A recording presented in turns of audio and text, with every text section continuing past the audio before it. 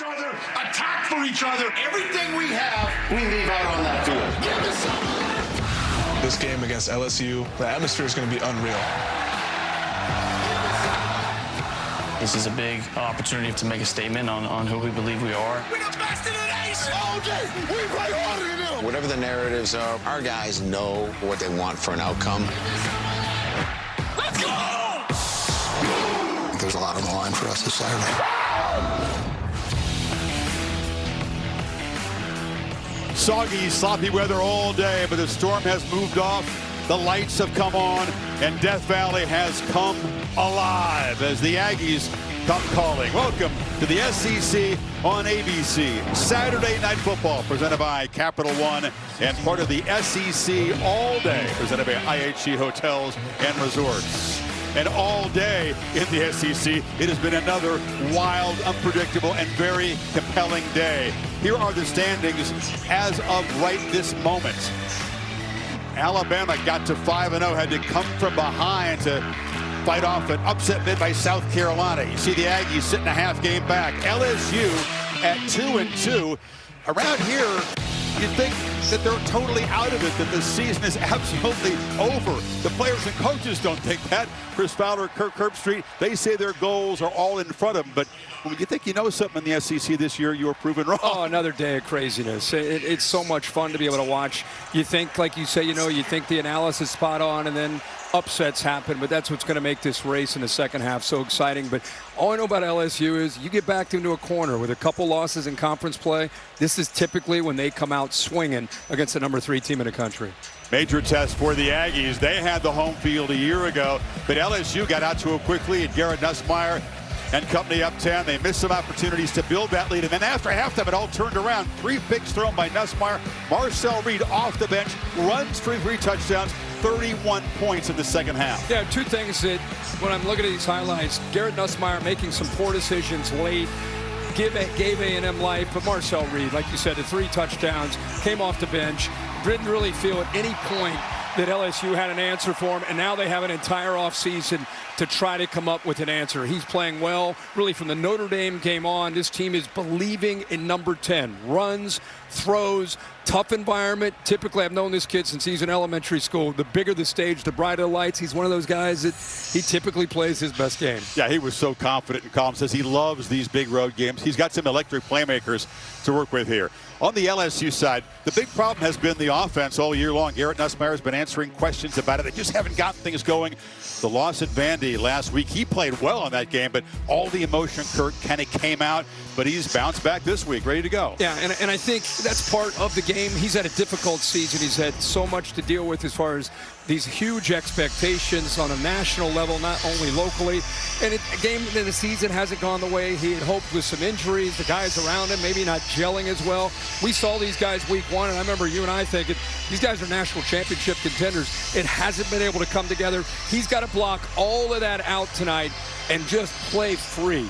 Not worry about making mistakes. Just be 1 of 11, go out and execute and see how it happens. Brian Kelly told us, I've changed the way I want to coach this team. It's not process and details. Forget all that. Just be violent, be physical. It showed up on the practice field. We'll see if it shows up out here. 1s against 1s in the middle of the season is very unusual. He said they've done that more than any point in his coaching career.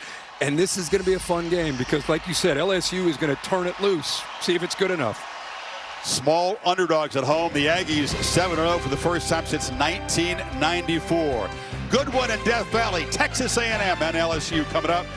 After these messages of the word from our ABC stations, the Papa John's kickoff is coming up.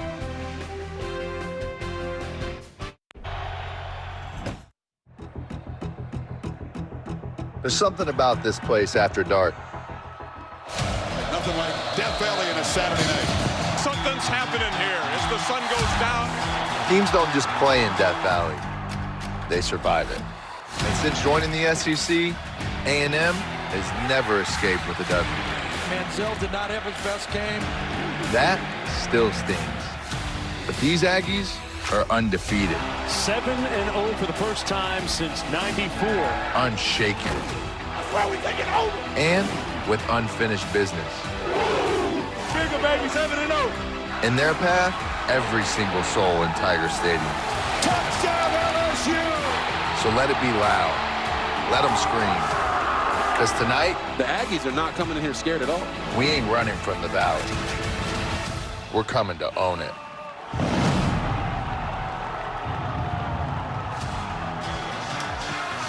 We appreciate Johnny Football, Johnny Manziel, with that trademark bravado, coming to own Death Valley as a visitor. Rarely done at night, but they are the favorites according to Las Vegas. The series began in the 1900s. LSU's had the edge overall. The last 8 have all been won by the home team. It's been tough to go on the road in the series and win. It's always tough in the SEC, but that is pretty incredible to think you go all the way back to 1994. And this is, like I said, it's a desperate football team. And you know what it's like at night in any stadium in the SEC, let alone Tiger Stadium, where you have to have a win if you're the Tigers. For LSU, if they can make something good happen earlier, but increase the belief. It's weird to have so many locals feel like, we're going to lose, the season's over. Just not used to hearing that around here in October. Yeah, especially this late in the year. But inside that building, they believe and they know what's at stake here.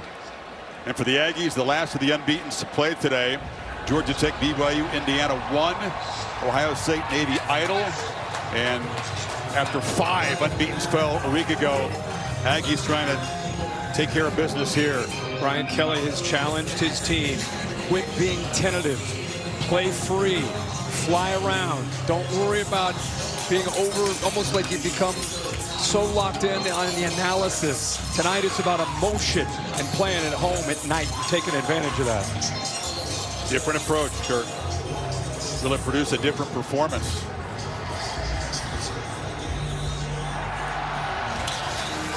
Defenses remain pretty strong. The offense has been sort of a history. Protection for Nussmeier will be a major issue tonight. Every time you look in there, that tunnel, see what's awaiting those players. This is why some guys pick LSU.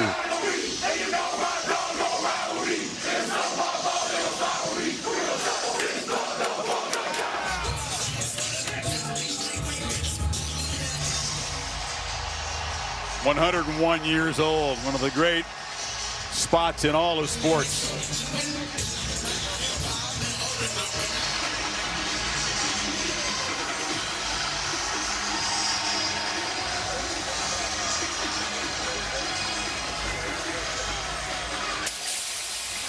Harold Perkins alongside Kelly.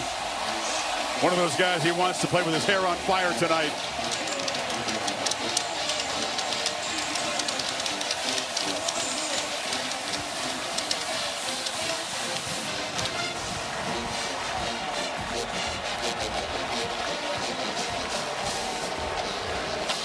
Here come the Aggies. Mike Elko knows that when the smoke clears, there's a lot of it right now over this stadium. When it clears, emotion will take a back seat to just execution and doing your job. It's a football team that has a ton of confidence and belief that they think they can come in here and win. It's not we hope to catch a break. They think that they have what it takes, the wiring to win in here tonight. Well, it is a week that's approaching Halloween, so we'll take you back to 1958, one of the great plays in LSU history. Billy Cannon fields the punt on the bounce against Ole Miss. He breaks 29 tackles. The mythology of this play is incredible. It was the only touchdown they scored. It was part of a perfect season, a championship season for LSU back in 1958. They waited 45 years before their next national championship when a guy named Nick Saban came along. Miles won a title. Coach O won a title. Brian Kelly hasn't yet, of course. Alabama last year, the only team to beat him in a home night game. Yeah, crazy. 20-1. It gives you a great example of this era, how tough it is to do it. Down there in the smoke on the field is Holly Rouge with Brian Kelly. Well, Coach Kelly, there is something special about Tiger Stadium on a Saturday night like this. Your record here is incredible. How do you make it difficult for Texas A&M to play here tonight? Records don't mean anything. This is a new day. This is tonight in this stadium. We need to be the best team for the next 3 hours. This is a really good football team. Our guys are ready to play. They prepared well. Let's go play SEC Saturday night. Thanks, Coach. Brian Kelly also letting us know some big news. They are going to go with a true freshman running back Harlem Berry will get his first career start. This is a schoolboy legend in this state from Metairie, Louisiana. Over 8,000 yards rushing in his high school career. His first start tonight, and Coach Kelly said he's earned it. He's the most explosive. He's picked up the pass protection rules, and this young man is ready to rock. 18 years old, comes from a small school down there in New Orleans, as you said, Holly. A legend, more than 8,000 rushing yards, but this is the Aggies defense. This is the SEC. Can't wait to see how the young guy handles this big stage. I remember them talking about him week one, just like any true freshman. He had the ability to run the football, but he's really improved his pass pro, and that's why he's going to get the opportunity to protect Garrett Nussmeier when he passes and run the rock when he gets called upon. LSU's going to get the football first. A&M won the toss and deferred. Boy, it's been sloppy and rainy. Now it's downright pleasant, 74 degrees. A chance of rain, but not a great chance. Here comes the light show.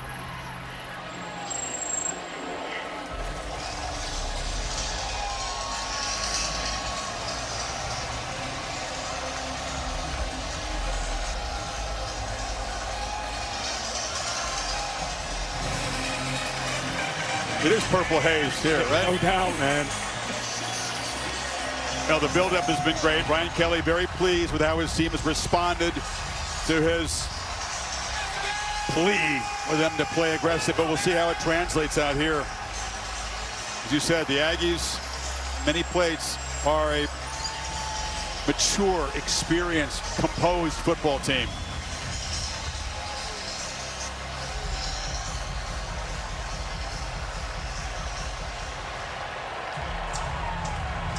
Jared Zirkle.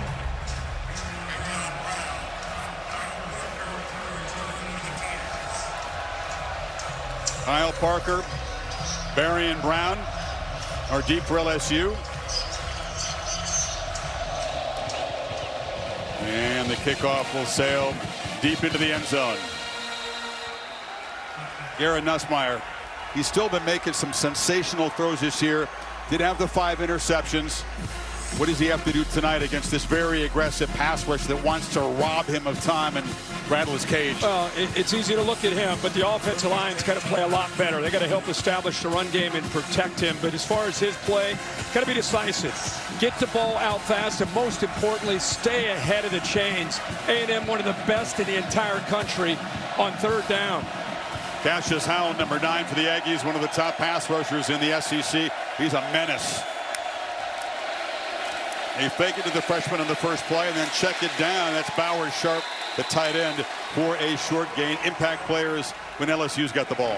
Well, you talked about Harlem Berry. He gets this opportunity as a true freshman, see what he can do with it. This is a true freshman. Another one, left tackle, Carius Kern getting a chance to play with Tyree Adams out. And on defense, York, one of the leaders of this defense, been around. This is his 34th start. And on the edge, freshman to quarterback 9. Cassius Howell doing a great job, having a big year. These second down plays become important because the Aggies are tremendous on third down. But Berry, the freshman, breaks loose and says, yeah, I'm ready for this stage. Picks up 16. Boy, what a job here. You'll see a wide receiver coming from the left to be able to pick up this block on the safety. Good job of being able to get down. In fact, that was the big tight end, Trez Green, that came down to make that block. And then just tough, hard running by the true freshman that we've been featuring. And A&M gets away with a face mask there late on the tackle. Yeah, Green catches the ball like a wide receiver, but he blocks that block. Tight end. Oh, man. Juwan Johnson is the back. They'll rotate 4 guys in tonight.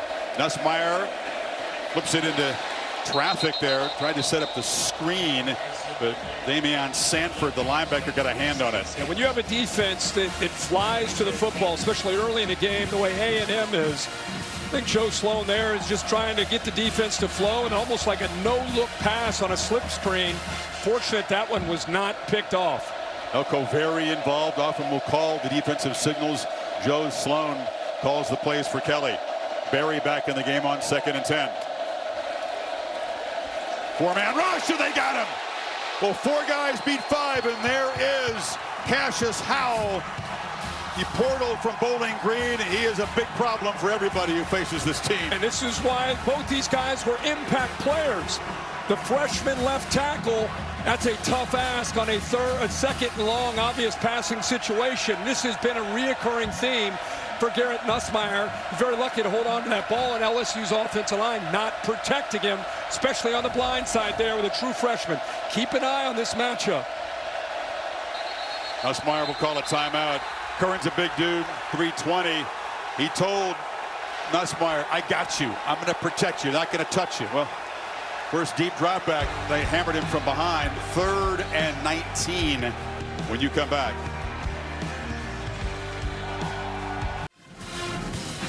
Now there's Cassius Howe, who's talking right now to the true freshman who he went by, Carius Kern, letting him know this is before the timeout. Yeah, man, it's going to be a long night for you, especially if you're not going to get any help. Davis, the other redshirt freshman tackle, comes over. Then he's looking up receivers. This just gives you an idea of the emotion right now on this field for both these teams. Howe led the MAC in sacks a couple of years ago, backed up guys like Nick Scorton and Shamar Stewart for the Aggies last year, ready for his moment. Here he is again. Look at that stance. 3rd and 19. Nussmeier fading back and scanning and delivers a ball incomplete on the sidelines. Barry and Brown was running, but that pass rush for the Aggies making itself known. Here comes the punt team. You know, this time LSU does try to help with Durham, little chip, but watch this. He's still going to go by, gets held there by the freshman, no call. But you could feel Nussmeier feeling that blind side with a true freshman against one of the best rushers in the country, cheating to his right, even with the chip from Durham. Grant Chadwick to punt it away. KC Concepcion, one of the electric transfers on this A&M team, as a receiver and a returner, waiting at the 20. And he'll take it at the 18. Dodges one man, two man. Concepcion spinning free. He is really dangerous with the football. One of the big impact newcomers on this team. 48-yard punt, but Concepcion brought it back 14 yards. And here comes Marcel Reed as a runner here at the Bayou Bengals a year ago. Much more accomplished as a passer than he was this time for that matchup. Yeah, his ability to throw the ball is very underrated.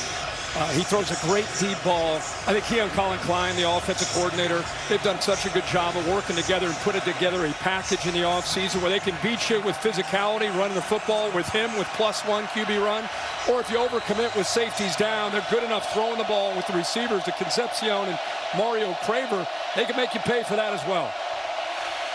Ruben Owens is the back. He's got the handoff and plows ahead for a couple of yards. Impact players, Kirk and the Aggies have the ball. Let's start with Ruben Owens, especially with Le'Veon Moss out. He carries a bigger load. We just talked about Concepcion, so dangerous. What a great ability to bring in a great playmaker. That's a look at Moss. And then on the other side, we got Halsey. A.J. Halsey has been leads them in tackles, been a great transfer portal guy on the inside 88, Bernard Gooden. Probably their best interior D lineman. He's a big one tonight. Yeah, he's been out. Good to have him back healthy. Reed from the pocket delivers across the middle, and it's a crossing right to Concepcion, who sprints out of bounds. Got in front of the freshman DJ Pickett, picked up 13. Marcel Reed dropped. He looked to his left like he might want to take a shot downfield. Instead, does a nice job, and his offensive line holds up where he can work from his left. Looking, look, come back. Now you do a nice job there of separating with Concepcion, able to just run away from the true freshman DJ Pickett. He's going to be tough for them to match up with tonight. LSU once again without their top tackler and emotional leader. Whit Weeks has a bone bruise in his ankle, not ready to go tonight. They'll have to fill in for a big void there. Owens stopped for a very short gain. Colin Klein calls the plays for the Aggies. Does a great job doing that. And Blake Baker, they've gone each other 4 years in a row, twice in the Big 12, and then the last couple of years in the SEC. And we can't see, that's right, we can't see him communicating. He's going with a little bit of tempo here. There it is right now. He still has the ability to talk to his quarterback until 15 seconds, even though they're up at the line of scrimmage, and they have been for about 10 or 15 seconds. 2nd and 9. Ball out quickly, spit to the edge. It's Theo Mellon-Orstrom, the big Swede, and the tight end. First down yardage at the LSU 41. Did a nice play design there, using motion late. It's soft coverage. Love the way Marcel Reed just has played all year in command. Such a good field, very decisive. Anytime you see a quarterback get back and the ball comes out quickly, he feels good about what he's seeing and the answers that his offensive coordinator's given him. Tight ends a part of this offense, run blocking, of course, and also as receivers. Reed buying time, slings it downfield, and tried to get it into Borkacher, one of those tight ends, who's an effective weapon, but A.J. Halsey, one of your impact guys, was tracking it. Yeah, A.J. Halsey can do a lot of different things, and one of the great things he does is play center field. Just read the quarterback's eyes. Good attempt here. Dangerous throw by Marcel Reed because he threw back into the grain of that defense. That's what gave Halsey a chance to be able to catch up to the ball and knock it away. Marcel Reed scrambles to throw. So defense, you better plaster downfield tonight against Reed. Owens in the pistol on 2nd and 10. LSU's showing some pressure. Got to hurry here. Play clock at 1. Reed rolling out and wanted to launch downfield. Just takes off. Marcel Reed racing to the pylon. Makes a cut and dives for the end zone. Touchdown A&M. The electric quarterback strikes early from 41. Now this is undisciplined eyes from the second level of the LSU defense. Make sure he gets across here at the end, kind of gets tripped, dives clearly across, and a touchdown. And this is the danger, the unpredictability of Marcel Reed. He plays within the confines of the offense, but also does a great job at creating. And you know Blake Baker, he's a great defensive mind, but his teams can struggle against a mobile quarterback. He had a 60-yard touchdown sprint against Arkansas last week, called back, but he is a danger from anywhere on the field to score with his legs. Absolutely. Chris, what I want you to watch is you got both the safeties. Just keep an eye on the linebackers, rather. Watch them kind of get caught looking in the backfield. Nobody's mirroring him. Nobody has him really ability to kind of keep him leveraged. He gets out, the back end of the defense is in man coverage, and he's got the speed, not just to pick up a first down. He takes off. He's thinking about the end zone, and he's got A&M up early here at Tiger Stadium.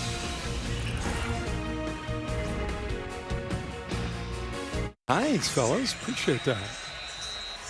Well, what a start for A&M.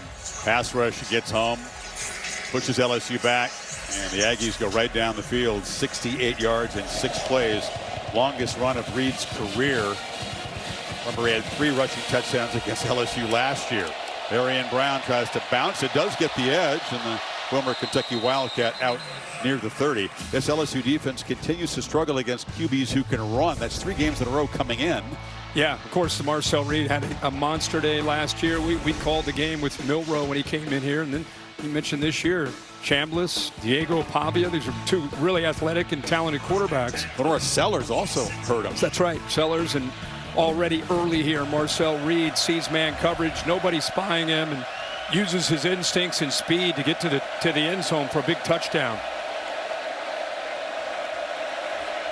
The Aggie band and the fans, and they're here a pretty good number, making noise as Harlem Berry seems close to breaking a long one, picked up 5 on first down. I think, you think of the spirit of this LSU team coming in a little bit of a wounded team as far as emotional support and way they felt. Now you're down 7-0. This is an opportunity to answer, and Joe Sloan, the play caller, electing to go not necessarily breakneck speed tempo, but trying to get a little bit of a rhythm established here. 2 by 2. And now Kyle Parker comes in motion, so 3 wide receivers to the right of Nussmeier. They run it, and Berry running hard, and it's a first down. Right across the 35, picked up 6 more. Yeah, good job up front. I'll tell you, we got a battle going right now in the trenches. Braylon Moore, that time taking on Torian York. Just a huge collision. A linebacker, 21, right there, knocks him on his backside. So York, 21, if you like physicality, you watch LSU when they try to run the ball, just keep your eye in the middle. 21, watch how quick he gets downhill. I like everything about 21. How he communicates, his confidence, his command of this defense.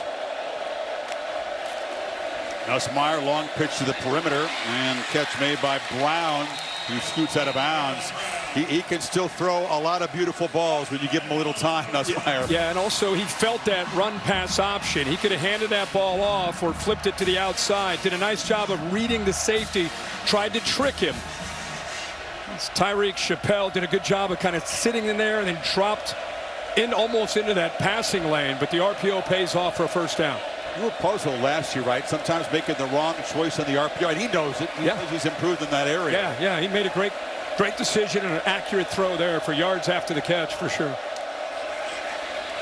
Pass rush comes, ball pitched to the perimeter here. This is Juwan Johnson, the running back, makes a couple guys miss and is going to be spun down at midfield. Had to work hard. York made the stop. Not a ton of yards, but right now Joe Sloan's just trying to feel how A&M's going to try to play. And Mike Elko, one of the great defensive minds in all of college football, and they're going to disguise. And second year in this system with a veteran secondary. They say the strength is the defensive line this year for Mike Elko, but experience on the back end really allows him to get exotic and play with a quarterback and offensive line's minds, especially if they get you behind the sticks. Ball out quickly and caught at the end by Trey'Dez Green. When you got the play sheet up over the microphone, it indicates that he's talking to the Green Dot York, so it's a strong indication who's actually calling the defenses frequently here. Yeah, and there are a lot of guys who are head coaches that they don't want to let go of it. Mike Elko doesn't want to let go of it, and why should he? He's one of the best that can do it. Love LSU, some quick throws, get the ball out, don't deal with that pass rush, and if you have a cushion from the corner, just take the easy yards. 4 different receivers have caught passes already. Nussmeier zips a quick throw, and Aaron Anderson, the dangerous small receiver, picks up 8. Tyreek Chappelle made the tackle. Yeah, Chappelle has really good instincts right here, but what I love is location, slow down on the outside shoulder, allow him to use his body to shield Chappelle away from the ball. If that's thrown to the inside, he's got a hand on it. Outside gives him a chance to kind of sink, meanwhile use his hips and his back to keep the DB away from him. He zipped that pass right between 2 leaping Aggie defenders. 2nd and 2 is where they want to be against this defense. Nussmeier will take a downfield shot, launches down there for Brown, and it's incomplete, but a flag comes out. Des Ricks was in coverage. Yeah, he lost the football, makes contact near the end of the play, so they'll get the PI. An aggressive approach, though, Kirk. They make a nice gain on first down and already an opportunity to take a shot downfield. Defense, number 2, 15-yard penalty. Automatic first down. One of those tall and long corners for the Aggies against some very fast LSU guys on the edge. Yeah, especially Brown. He can get downfield. See his head? Looks for it at the end, but his hands are up. There's just no chance you're not going to call that. And heck of a job. Joe Sloan uses motion. See how he's able to move? Now he gets a different matchup. Now he's able to go downfield against Ricks, where he either gets the PI or possibly the touchdown. So, Kirk, now Ricks is out. Julio Humphrey takes his place. 2nd down. Slant. Green. Big fella bracketed. Tough to bring down. Trey'Dez Green to the 5-yard line. 1st and goal. Got 14 that time. See a little play action with Nussmeier. Watch his little pitch this way. Watch the linebackers react. Now that creates even a bigger lane and chance for yards after the catch by the big tight end Green. See all that space in there? Boy, he's a big body at 6'7", but like you said, has wide receiver skill set and has really been coming on here these last few weeks. And LSU punch it in. Aggies have been stout down in the red zone. 4 receivers, bunch to the right. They go back to the left. Green, jump ball. That was easy. Trey'Dez Green, a red zone weapon. What a drive for Nussmeier. Surgical. Well, if you wanted to keep this crowd in the game after the Aggies scored in the fashion in which they did, you needed an answer. And that's what Garrett Nussmeier did. Watch this. He's covered. Chris, look at this. He still says, he's never covered. In fact, that's what they tell him.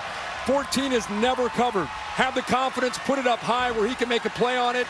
Heck of a job there to try to get the right hand in there to knock the ball away by Will Lee.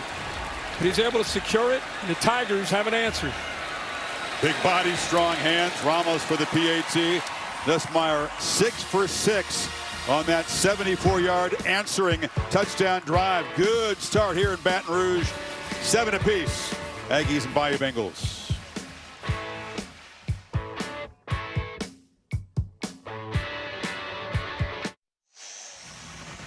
Saw Trey'Dez Green box out his opponent in the end zone. Great hooper. Playing defense. Playing defense, finishes, and then he's on the football field doing amazing things. He's covered, but he posts him up, goes up and over Will Lee for LSU's first touchdown. Love how he finished that catch. They did a good job getting hands on that. He had 2 guys over there. There was no mystery. They're going that way. Right, yeah. 2 guys covered, quote unquote, never covered, is what Joe Sloan tells Garrett Nussmeier. Earls kick up the goal line, taken by Terry Bussey. And Bussey wrestled down across the 27. Playbook brought to you by Modelo, the first drive for the Aggies. A couple completions, then the big touchdown run. Yeah, really good job of coming into a hostile environment and relied on your quarterback to make some good decisions. Had a couple nice completions, looked really comfortable. And then did a nice job here taking advantage of some bad eyes. Man coverage, linebackers didn't leverage him. Was able to sneak out the back door. He's so dangerous in the open space. LSU fans know from last year where he ran for 3 touchdowns off the bench. A lot of zone read. That was just a straight up scramble for touch. Holly, you also super impressed with Reed when we visited with him yesterday. Well, that's right. His confidence is off the charts, and I asked him, where does it come from? He said, I was so good at different sports growing up. I just learned to be competitively confident. I love away games. Come on, I want it. He really was challenging these fans. Handoff inside. Jamarian Morrow, part of that deep rotation. We'll see 4 or 5 different Aggies carry the football, and he got 11 yards that time. Cheryl's his mom. She's maybe the sports mom of the year there. Every game. Yep. Doesn't this one? There's Dad. Yeah, this is Tamika there. I've had a chance to know that family. There's Mom right there. Yeah. I've known this family for a long time. It's incredible to watch. Marcel Reed is the same guy here coaching or playing for this team as he was as a youngster. Just very poised, almost just a flatline personality as a competitor. Good protection and incomplete. Tried to zip it to Morrow that time in the flat, low throw. A lot of guys say, oh, I love away games. I want to come in here and silence the crowd. You have to back it up, though. You have to be unusually composed to do that. And they've done, like I said, last year he was a surprise, kind of a change-up in the second half of the year. This year they had an entire offseason to build their offense, not only around him, but Casey Concepcion, Mario Craver coming through the portal. This is no longer a team that just runs the ball. They'll take shots downfield. It's a very balanced attack. Reed on the keeper. After the breakout game against LSU, went on the road, won his first real big road start in the swamp, no less. That's right, tough environment. Watch Halsey here, Chris. He has a chance if he'd like to. This is basically a pitch. If he comes up, just think if he throws that football right there down that right sideline. It's a triple option football out on the perimeter. Instead of pitching it, that DB collapses on you. You have that option to flip it downfield. E.J. Smith, in his 6th year of college football, the first 4 at Stanford, his 2nd year here with the Aggies. Of course, son of Emmett is the back. 3rd and 8. 7 guys up. Are they all coming? Who's dropping? 6 of them come. Ball out. Reed completes it. And Concepcion slips free. A big gain into LSU territory. What a route by Concepcion. Really did a nice job of selling this. Keep in mind, Delane, one of the top corners, I think the top corner in the country. Look how he shakes him right there. That's a great matchup of good against good. Not only the great route, but how about the yards after the catch? When he catches the ball in space, I think he's a running back with that kind of skill set that he has. Shout out to Smith, too. The running back stepped up and blocked the blitz very nicely by Sean Spears that time.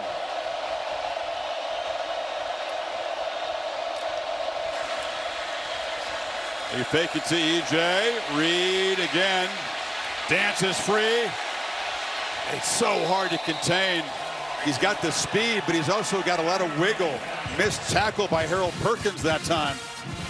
Yeah, Perkins is playing more linebacker tonight. They want to see him. Didn't have a great game last week, but he's got to be able to make plays in space. Much easier set up here than down on the field. Trying to rip at the ball there was Tamarcus Cooley. But a heck of a job by Marcel Reed. Not just the movement being elusive, but the awareness to take care of that ball. Perkins was the green dot. They made it change. Didn't have to worry about the coach's communication. They want him just to play fast because he wasn't playing fast in that game against Vanderbilt, and he is a very fast guy, so they're trying to get him going tonight. Yeah, I think they felt as a defense they were thinking a little bit too much and almost paralyzed from overthinking. So it was a big focus this week, moving him back to linebacker, just trying to turn Perkins loose, really the entire defense loose. Right now, 2 series in, they clearly have their hands full against Marcel Reed in this Aggies offense. Now it's Mari Daniels' turn in the backfield. The 4th Aggie tailback to see action. Reed pitches far side. Terry Bussey is a versatile piece. At one point he was a DB for the Aggies. Played running back last year. Also could play receiver. First down. First down. Heck of a job here by Nyblack clearing out kind of a flood to just kind of clear that corner that takes him with them. And first I thought you might see Marcel Reed take a shot downfield. Watch him kind of, he wants to, then he comes down, basically a check down. But with these receivers, just check it down and let them do the work after the catch. 8th play of the drive. Reed in command here so far in Tiger Stadium. Short throw off target to Mario Craver, another electric newcomer, came from Mississippi State. Craver and Concepcion have been hard for opponents to handle this year. Yeah, sometimes you hit in the portal nowadays, sometimes you miss. They hit 2. And this is the red zone, tied for 16th in the country, 20-27. Having an elusive quarterback definitely helps when it comes to this area. It's either a quick decision or, as we've seen, make them tackle Marcel Reed.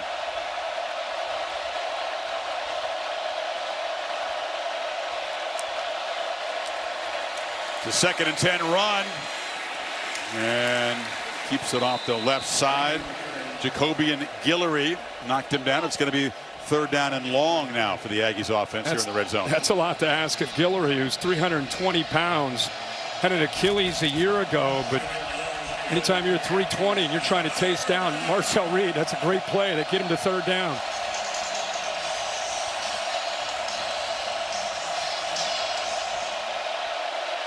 Final minute of this first quarter. Pre-snap maneuvering here. Play clock at 6. Tigers back off. Reed tries to make a play in the move. Throws it end zone. Touchdown! KC Concepcion from 15 yards out. And A&M back on top. Well, again, what a job by this offense. Patrick Payton looked to have a chance at getting to him, but Marcel Reed has more strength than you realize. He's able to pull away from that threat and had a really good feel of when to get out of it. And then the eyes downfield, we mentioned he wants to scramble to throw, and he hits it. Concepcion, it was interesting. They said they had to convince him to come watch a practice. Elko said he'd watch Reed run around and thought, I'm not going there if the guys are running quarterback. No, come watch this guy throw in practice. He did. He was sold. Absolutely. Let's take a look at the AT&T clicker. There's a trips formation to the right, and he's to the inside right here. The pressure will come from here, and you'll see him step up away from that. But watch Concepcion. He kind of sells it like he's going to the outside, then gets vertical. There's the pressure. Good job of the redshirt freshman giving him a chance to survive. Now, instead of taking off, he sees Concepcion, who, by the way, the entire time, alone in the back, space to work with, on time, and a good job of stepping back to his quarterback to make sure that's a touchdown. 7th touchdown reception for number 7, and the Aggies 2 for 2, 75 yards in 10 plays. Now, they've all been watching this for a long time. Like I said, his dad's a coach, was a coach for a long time, head coach in town there in Nashville at MTSU. That was a tough coach, wasn't he? I coached him in high school. He said, I wanted to ride home from my high school games with Mom. He said, Mom, could you please drive to the game so I don't have to ride home with Dad? Because Dad would always find fault, no matter how well he played. That's great. Holly? Well, you see that on-field chemistry with Marcel Reed and KC Concepcion. Marcel said, I was just over at his house Wednesday. They're at each other's house 2 or 3 days a week. In fact, Casey got to campus first this summer and this winter and was texting him like, hey, when are we throwing? When are we throwing? And you can see that brotherhood off the field has started to really develop into chemistry on the field. They knew exactly where each other were in that moment because of that relationship. And you know how it's amazing. Every year, these teams that end up kind of the cream starts to rise. There's always those stories about the quarterback and the receivers when no coaches are around, nobody's around, putting in those hours in that June and July time frame. Now Nussmeier, who's put in plenty of hours with his guys, trying to answer again. It's Harlem barely ducking down for a short gain. Well, we saw the Tigers respond with an answer when it looked like A&M might be able to really silence the crowd. They were able to drive the length of the field and put a touchdown on the board.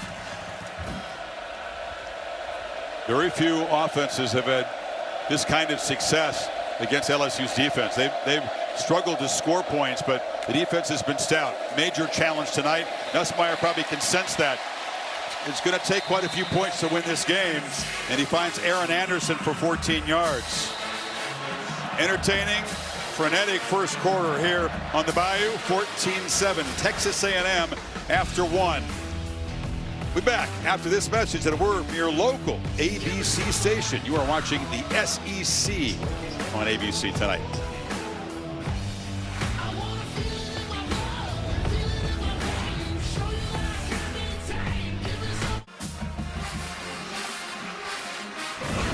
Set for the second quarter in Baton Rouge, the SEC on ABC, and Saturday Night Football presented by Capital One. Nightcap of another wildly entertaining day in the SEC. Texas was down 17 in the fourth quarter. Silenced the Cowbells, won in overtime. How do they do that? And they saved their season. Yeah. I gave up on that one. I was on the bus with you. I thought we almost flipped that one off. It was over. Would have been a third loss for the preseason number 1. Barry, solid start to this game for the freshman. His first career start, picks up 4. Such an emphasis against Mike Elko. It's always important, but such an emphasis tonight about avoiding 3rd and long against Elko's defense. You got it. That means 1st and 10 success. Getting that 2nd and 6, 2nd and 7, and then getting to the 3rd and manageable.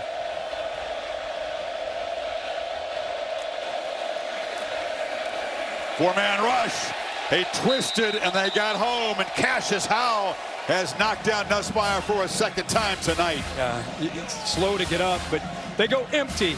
Means you only have 5 offensive linemen. Here's a redshirt freshman going against one of the best pass rushers. Not a back, not a tight end, nobody to help out. They didn't even have to blitz. Howell right now is just a handful off the edge. He's lined up on both sides. He's beaten both the young tackles, Kern, and also that time Davis. The plan, Brian Kelly and Joe Sloan both told us, was to help out those tackles, not leave them alone against Howell. Not been able to do that so far. 2 sacks already for number 9.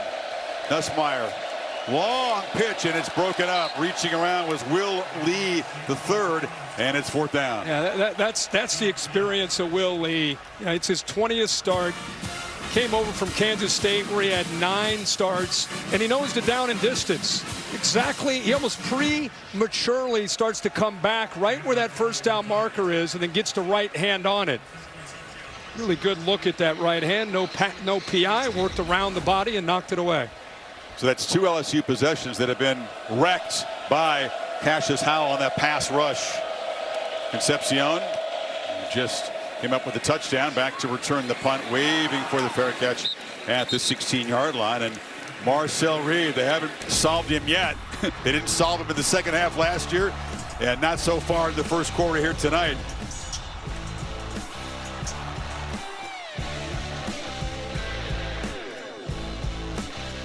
This sandwich, it's a complete game changer. It's crispy, cozy, rolled into one. So he went to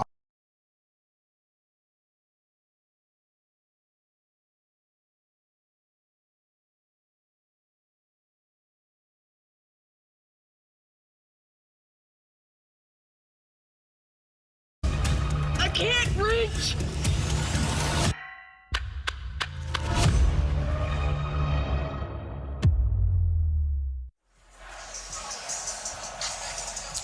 Monday Night Football in Kansas City as Mahomes and the Chiefs host the Washington Commanders, who will start Marcus Mariota. Heisman winner filling in for the fellow Heisman guy, Jaden Daniels, still out.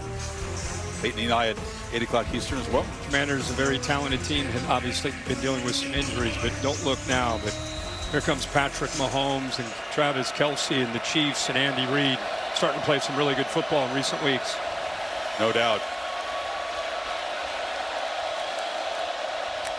Aggies' third possession. They're 2 for 2.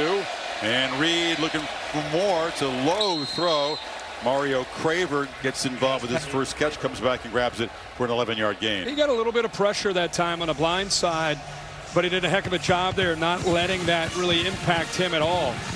This guy is so different from where he was a year ago when he would come in to play, and most of his opportunities were a lot of zone read game. This offense is built around his arm, his ability to execute, look and process quickly, and of course he's still sprinkling him in the run game. Ball is loose, and they have to go back and dive on it. Recovered there by Reuben Owens, the running back. They'll lose 11. Fiu just snapped the ball. I think everybody on the offense, including Marcel Reed, very surprised that that ball was snapped. Yeah, Nabu. He's looking out to bring the motion over. It can get loud in this place. Communication can be a challenge. They were lucky that hit his arm. If that didn't hit his arm, it rolls free, and gives LSU an even better chance to recover it. 2nd and 21. Reed threw it right to a defender. A diving play on the ball by P.J. Woodland. They're saying incomplete, but a dangerous throw. Rare mistake like that from Reed almost was disastrous. Sure was. Mario Craver starts to work outside, and I think that's what surprised him. Ball definitely hits the ground. It's called incomplete on the field, but the miscommunication. Craver started to work out. You can see there to the outside, and by the time, right when he started to move to the outside, that's when the ball came out of the hands of Reed. Wow, the first 2 possessions for the Aggies so clinical, resulting in touchdowns. This one's been a little chaotic. And now 3rd and 21. LSU only a 3-man rush. They drop 8, and they still pressure Reed, who's harassed and has to throw the ball away in the end zone. Jamari Butler got there with a 3-man rush. Not a good series for the Aggies up front at all. No, but if you're an LSU fan, this is what you've been waiting for. Turn them loose. Brian Kelly told us that's the message to this defense. It's really one of the first times these last couple plays we've seen that. What a job there of finishing and rushing with 3. He had obviously nowhere to go with the football, and Butler forces that ball out. He was lucky it wasn't intentional grounding. He was just outside of the end zone, so it would not have been a safety. So the misfire on the snap, the breakdown in protection. Tyler White standing at his 1-yard line to boot it away. Xavier Thomas, very dangerous returner for LSU, standing at his 40. And they just get it off with a play clock, and it's blocked. Ball bouncing out of the back of the end zone. LSU comes up with a safety, a special teams play. Caleb Jackson flying in to make the block off the edge.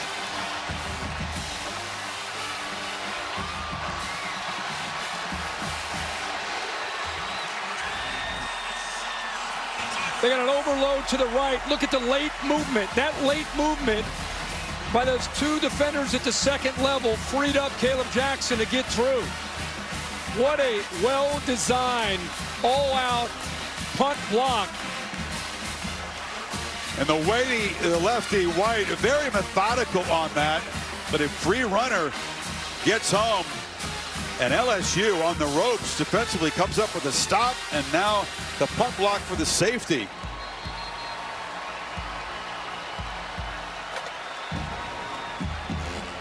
So the lead is now 5. This place has come back alive. Momentum on LSU's side suddenly. No doubt about it. Mike Elko and the Aggies had taken a crowd out of the game with the way their offense was playing, and Special teams. LSU's defense making the plays, rushing 3, dropping 8. You can see how frustrated. Not only you give up a safety, but you lose momentum. And now this place is back alive again. Patrick Doherty's the special teams coach. You could read lips perhaps from Elko. He said, bleeping untouched. And he was right.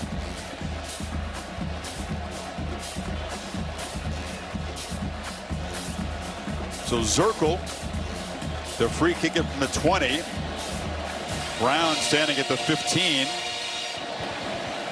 Pretty good boot. And Brown escapes briefly, but not as good a field position as they'd hoped for maybe at the 33.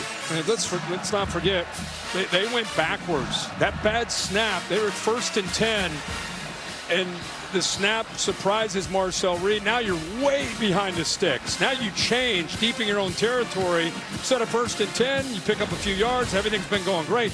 Now you're 2nd and forever, and you go into a little bit more of a conservative mode. So that bad snap definitely caused that turnover, or at least a safety.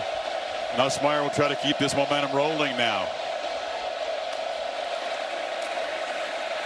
Barry, very much the feature back tonight in his first start. Picks up 3. Dalton Brooks made the tackle. See Regis 17, a fixture in the middle of his defense up front. He got a hold of the freshman Barry, and then as soon as he came off the tackle, he put his hands up. I didn't get the face mask. I did not get that face mask. Hayden Durham spells him now. Been hampered by an ankle injury. He did get the face mask, even though he came up like a foul. Nope, wasn't me. It was. That's a dead giveaway when you start doing that. Yeah. Off the play fake, pressure comes, and it's a check down, a low throw. He had Green open. Nussmeier would like to have that throw back, kind of backpedaling as they close in on him. Oh, if he just laid it out there. It was a slide route right away. You can see Green kind of works out here. You just don't see. Right now, just floated. Nobody's out there with him. A breakdown in coverage from A&M. They lost him. You see this all the time in college and pro football. That slide route on the backside out in the flat. Nobody ran with him, and he missed it.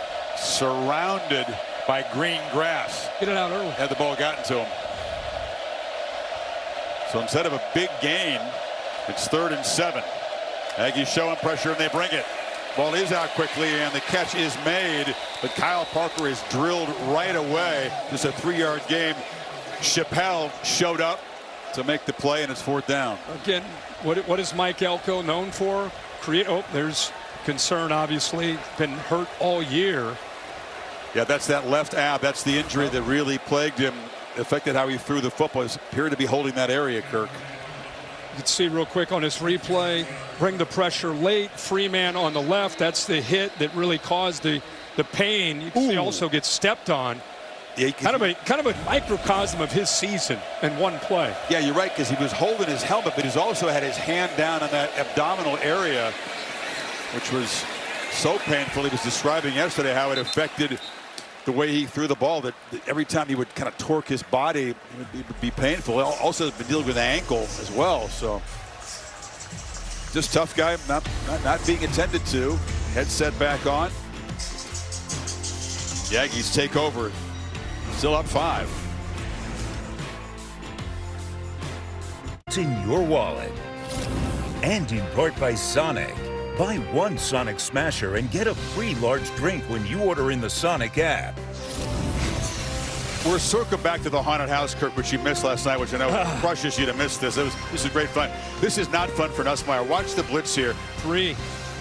Gets hit, and then watch what happens. 3, Marcus Ratcliffe, right there, accidentally steps on the helmet. Brian Kelly, when we were away, he's talking about 3 separate times. My quarterback's getting hit. You got to take care of him.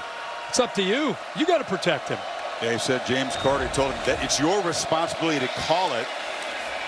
Reed from the pocket, crossing route, and they continue to use the tight ends effectively. Orstrom got out there, big gain out near midfield. Second catch tonight for the Swede.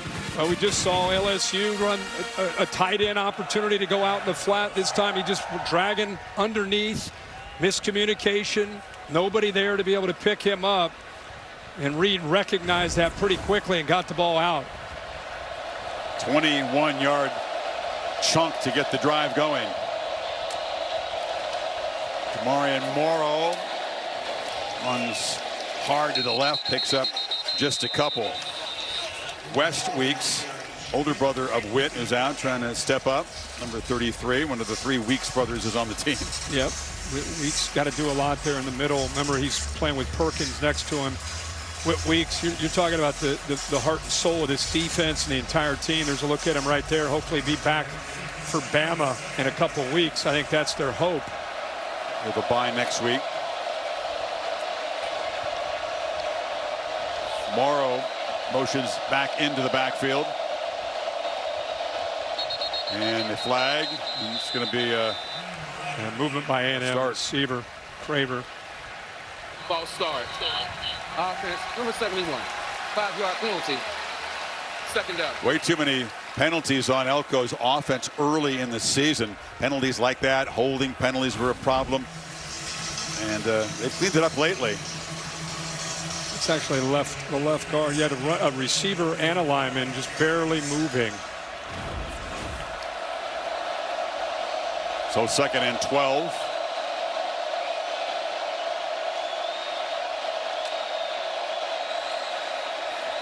Reed zips it to the sidelines, and the catch made by Craver, knocked out of bounds near midfield, picked up 5, makes it a more makeable 3rd and 7 now. Yeah, by using that motion allowed him to be able to get a little bit more of a soft cushion, just pick up a few yards, but still looking at a very difficult 3rd and 7.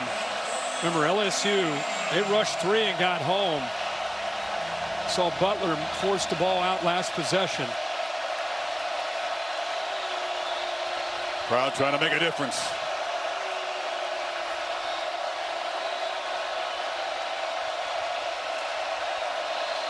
Pressure comes. Reed steps up and launches. One-handed grab by Ashton Bethel-Roman. Still running. Bethel-Roman, the redshirt freshman, gets involved, makes a huge play. Brought pressure up the middle, but watch them pick this pressure up. Gives Marcel Reed a great pocket to be able to step up in. Heck of a job. Whoa, very close to taking that chance of going up and over the defender.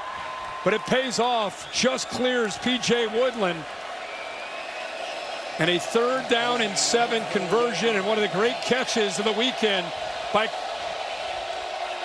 Roman. Got 47. Son of Greg Roman. So 1st and goal. Reed zips it incomplete. It was a fastball off the hands of Concepcion. Woodland was in coverage. Got that in there. He had a chance. Looking it off, comes back to the backside, which is right on the money. Over again, the safety. It's a couple throws he's taken a chance on and able to get through that 2nd level. He can spin it, as they say. Oh yeah, he can. Remember, his legs always a threat down here. You better spy him. Hands off, and Smith, initial contact, able to move forward, but it's going to be 3rd and goal. Got just a yard. Guillory on the stop. Yeah, Patrick Payton made that play. Not going to get credit for it, but it's completely blew that tight end up. What do you do now if you're the Tigers? You obviously got to keep an eye on 10. It's an empty backfield as it stands right now. Of course, you give him the threat, let him spread the field out, give him a chance to throw it or take off and test that LSU defense. Big cushion on the left here. LSU defender standing in the end zone, almost enticing him to throw it to that side. Instead, he throws a pick over the middle. Picked off by Halsey. Halsey all the way out to the 25. So Reed makes a mistake, and LSU with a huge takeaway. Well, normally you would see Patrick Payton in there to blitz or to rush off the edge. This time he shows pressure, then he backs out. And Marcel Reed's taking a few chances. I don't know if he got a fingertip on it or not, but Halsey does a good job of just reading the eyes of Marcel Reed. Brought him over right in that passing lane, and he comes up with a pick.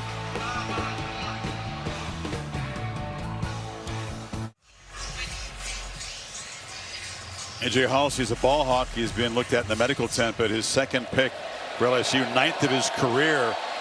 Huge moment as LSU comes up with a takeaway when the Aggies were trying to extend the lead to double digits. Nussmeier took a beating last time, remember, back in the game, flips it down, and Bowers Sharp, the tight end, is going to be tackled behind the line, lost 2. You and I were looking at this at the break. Halsey does a nice job here, but I think Marcel Reed makes a mistake by predetermining to throw this football to the tight end.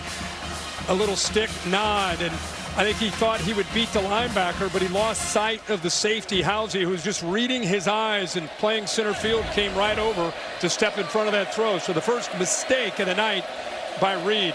He was a ball hawk with the Houston Cougars. 7 picks there, and now 2 for LSU. Durham runs inside. It appeared that he injured his shoulder. You can kind of lift read one of the athletic trainers somewhere as he was knocked down. Paid a visit to the medical tent. Now he's back out. Holly, what do you have? Hey, my sources down here telling me Stinger, he should be fine to go back in. Okay, that's good news. Appreciate your sources, Holly, and your reporting. But suddenly, again, the defense makes a play. Kirk, they got momentum behind the 6 now. 3rd and 13 here. Everything they want to avoid. It's been a problem all year. The average on the year is 7.7, which is a long way on 3rd down.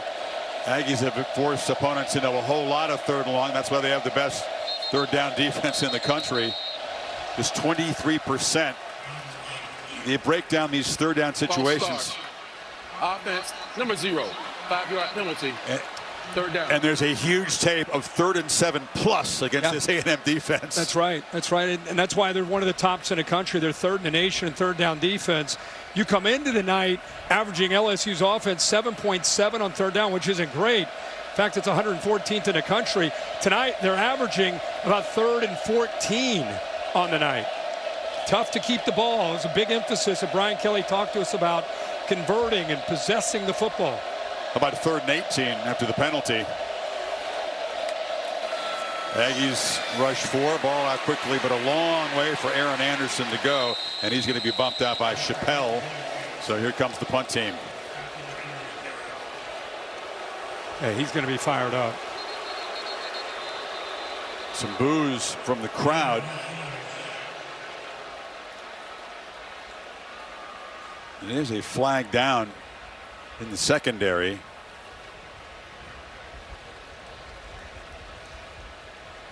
It's in the area where it could be perhaps defensive holding down there. It's a long way from where the quarterback was. Xavier Thomas was downfield trying to make a block, and he and the A&M defender Chappelle were kind of going back and forth grabbing the jerseys. Personal foul, unnecessary roughness against the defense. 15-yard penalty added to the end of the run. 1st down. Wow, that's a crusher. The punt team's on for LSU, and a dead ball personal foul gives LSU new life to the 42. And I think it might have been Des Ricks, who was really on the bench of the LSU sideline, and it came well after the play. Let it roll, and then you'll see a couple defenders go into the sideline. Watch right here, a little push. Ricks number 2 up to the right of the screen. Yep, up to the right. And Nussmeier taking a shot downfield. Looping throw, catch made by Berry and Brown. Deep shot. He beat Ricks that time, and LSU is set up. Well, good job here by Nussmeier. He gets a safety, kind of cheating up, so he's got one-on-one. He just puts it up for his receiver. What an adjustment late. I don't even know how he saw the football. 41-yard strike. Jeez, what a catch. Fought through the hand fighting of Ricks. And I don't think he saw that ball until the last few moments to be able to secure it. LSU receivers, a lot of drops this year, among the leaders nationally. Not a great record on contested catches. That was highly contested that time, and Brown did a tremendous job. What a swing. That personal foul, we think it was Ricks, not clear, but gives the Bayou Bengals new life, and then a 41-yard strike, and they're going to be set up in the red zone here. Another look here. I think we're going back. Des Ricks gave up this big pass, and you go 2 plays earlier, I don't think he cared for that little push there by Barian Brown. And then he responded, and it was his response that got the call that kept this drive alive. In the very next play, they go right after him again, right after Des Ricks. Same matchup. Rouge Brown blocking. This time he's going downfield and makes what an incredible catch this is. Pretty good coverage by Ricks. What a one-on-one battle on the edge between these two guys. Just caught it with his right arm and hand. First down from the 17. Nussmeier steps up, throws end zone. He almost threw a pick. Tracking back across was Dalton Brooks, the safety. You know, you see that throw right away, you think, boy, what's he thinking? But I think it was tipped up close near the line of scrimmage. Yeah, that ball clearly is tipped. Looked like an easy pick for Brooks, who's a really good athlete, but right there, that ball's going to go anywhere. Zone defense, eyes on the ball. He just doesn't secure it. Only 2 picks on the year for A&M's defense. Now they hand it off to Barry, and the freshman bursting down inside the 5. Brian Kelly said he's earned the start, and he looks the part, 13 yards. Great job on the right side. Josh Thompson, a Northwestern transfer, and Weston Davis, combination block. And then on the backside, he's able to kind of locate. This is really good vision for a true freshman. Just kind of presses the hole and then waits for that blocks to be established. Colin Eccles, who's involved in that block, is now having his ankle looked at on the field. It'll be 1st and goal for LSU. This drive extended by the penalty. And the big 41-yard strike to set it up.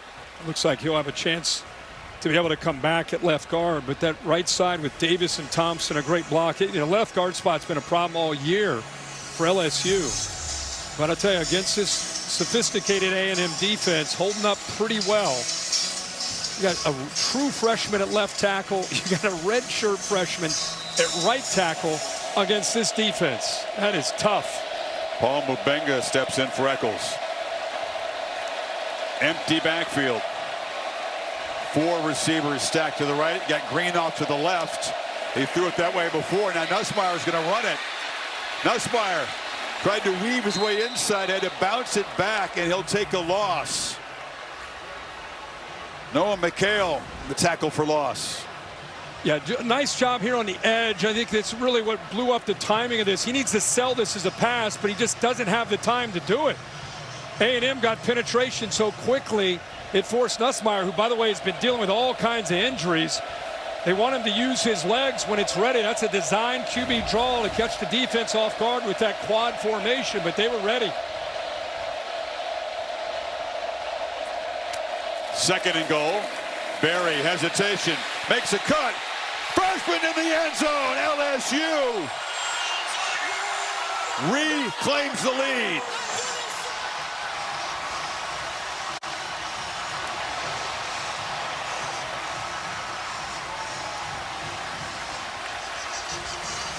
Boy, the back showing some great vision on these last few plays. They warned us, players and coaches telling us about Harlem Berry and what he could do. They wanted some energy in this run game. Well, fans of St. Martin's Episcopal High School, which is a 1A school, said, we could have told you. We could have told you Berry was good and he was ready for this. But you can't overstate. You could see Elko's face how disappointing that was from the A&M perspective. That penalty, as the PAT, by the way, doinks off the upright, and the lead is still 1. Ramos, very reliable kicker. They got a piece of it, it looked like, before it hit the upright. Whew. So special teams on both sides a little shaky at the moment. Let's take a look at the AT&T connected clicker. You're going to see a DN collapse down. There's no edge to the defense, and really good vision by this freshman. See how he presses the hole, but he's not just going to run it right into the teeth. Instead, he's able to find grass to the backside, sees that in, had collapsed, and then it's just him getting north and south and having a nose for that goal line. Really good vision, good instincts. You can just see it as a true freshman. Torian York, very productive tackler. He was right there kind of trying to break it down, and the freshman said, zip, I'm too quick for you. And here's what happened on the extra point. Looks like it was partially deflected. Was it Regis in there? May have gotten a hand before it doinked.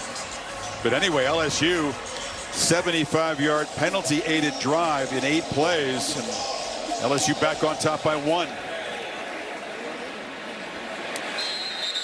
Ali, impressive play so far from Marlon Berry. That's right. We talked to the coaches. You know, you come in this heralded from Metairie, Louisiana to a place like LSU, and they said he has no diva behavior. He is a hard worker. He's quiet, and he is really into being better every week. He's earned this start. But I actually talked to his mom before the game, Tanika. She was so excited for him to get the start. And I said, what do we need to know about your young man off the field? She said, he's a praying young man. He's out here making some really great moves so far. He looks comfortable. You know, they told us in week 1 when we had him against Clemson what kind of talent he was. But as Holly just talked about, has worked diligently to, like any true freshman back, to get better in pass protection and understand the offense, the little nuances of it, and they can trust him late in the year. You're seeing that. As a pass catcher, that was natural. He caught a lot of passes in high school, but pass pros, he said that's what you really got to make sure the freshman's ready for, especially when your first start is against a defense as aggressive and as good as A&M's is.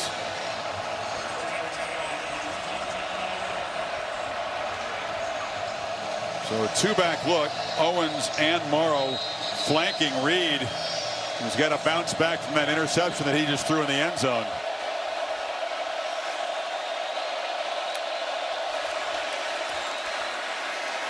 Handoff, right side. Owens picks up about 5. And just think, if you're an A&M fan, it's 3rd and goal from the 3-yard line. Interception. This could be 21-9. So you have that play. Then the 3rd and 18, they stop him. Then Mike Elko's ready to get off the field. Dead ball, personal foul. And the very next play, a 41-yard completion to set up that LSU touchdown to give them the lead. As expected, it's been an emotional game. There have already been some dramatic momentum shifts. Aggies trying to get something here before halftime. Got 2 timeouts and the 2-minute timeout to work with. Pressure. Reed got the ball out. Catch made on the end. Craver. Oh, Craver flashing the speed, just brought down. Picked up 20, but wanted to take it the distance. And you know, he told us about playing baseball when he was a youngster. He needed it here because the shortstop background comes in handy. Nobody picks him up. That is, you see that in the NFL every single week from the greatest to do it. Marcel Reed felt that pressure, got out of the fake, kind of aborted it, and that sidearm flick to be able to get the ball out there to Craver for big yards after the catch. Watch P.J. Woodland. If he doesn't make the tackle for LSU, that's a house call. He was the only guy between the speedy Craver and the end zone. 2-minute timeout. Really good first half here in Baton Rouge. Aggies on the march trying to retake the lead before the halftime.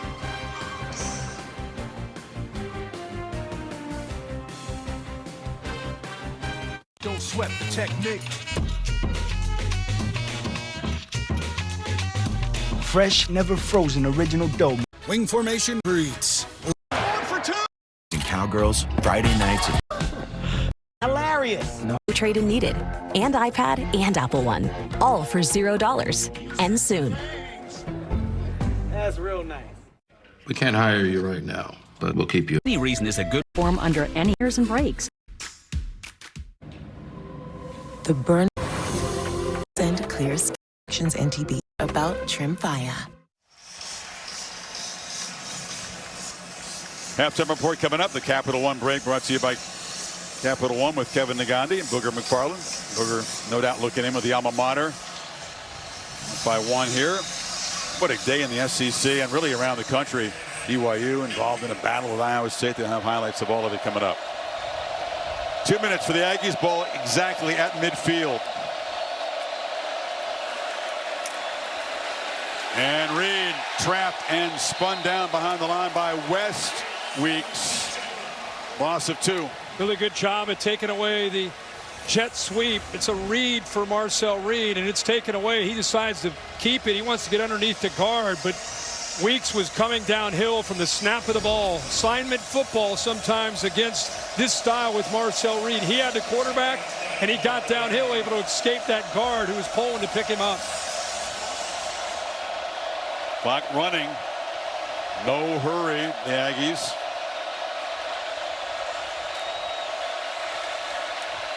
And the ball batted in the air and intercepted. Deflected off the edge and picked off by Harold Perkins. Mansour delay in the lockdown corner, got a piece of it, and Perkins was there. And they're charging down to the student section to celebrate. Well, Mansour Delane, maybe one of the best transfers in the country, came over from Virginia Tech where he played nickel and some safety and corner. He's right here. We all know what kind of cover man he is, but here he shows you the timing, kind of disguising this blitz late. Really roll the dice because look how deep the safety is. If Marcel Reed gets that up and over, there's some room to run, but Halsey took that cushion away. Would have been a bang-bang play if he, in fact, got it over. But two great plays by LSU DBs, Halsey and Delane there, to give this Tigers defense some life and get the ball now back to their guys, see if they can get some more points. Takeaways and back-to-back possessions. And one interception in the end zone to kill a threat. Did not start on my signal. And now this one to give LSU the ball, the plus 49. They've got 2 timeouts in 1:14. And a veteran quarterback who knows how to handle this situation. Can they protect him? You have confidence in Nussmeier and his receivers. Will he have time with the freshman tackles?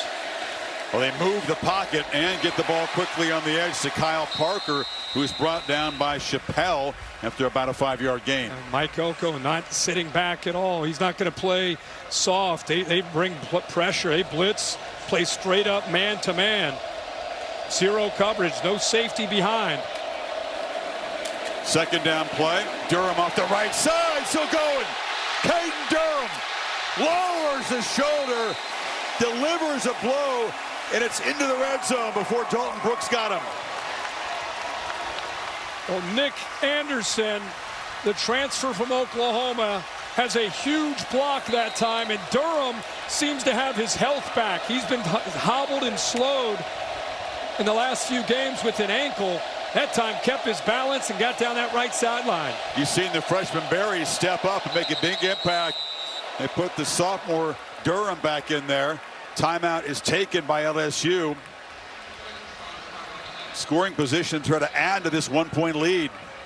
Well, the previous play where he got out, the safety, Marcus Ratcliffe, he comes downhill in a hurry.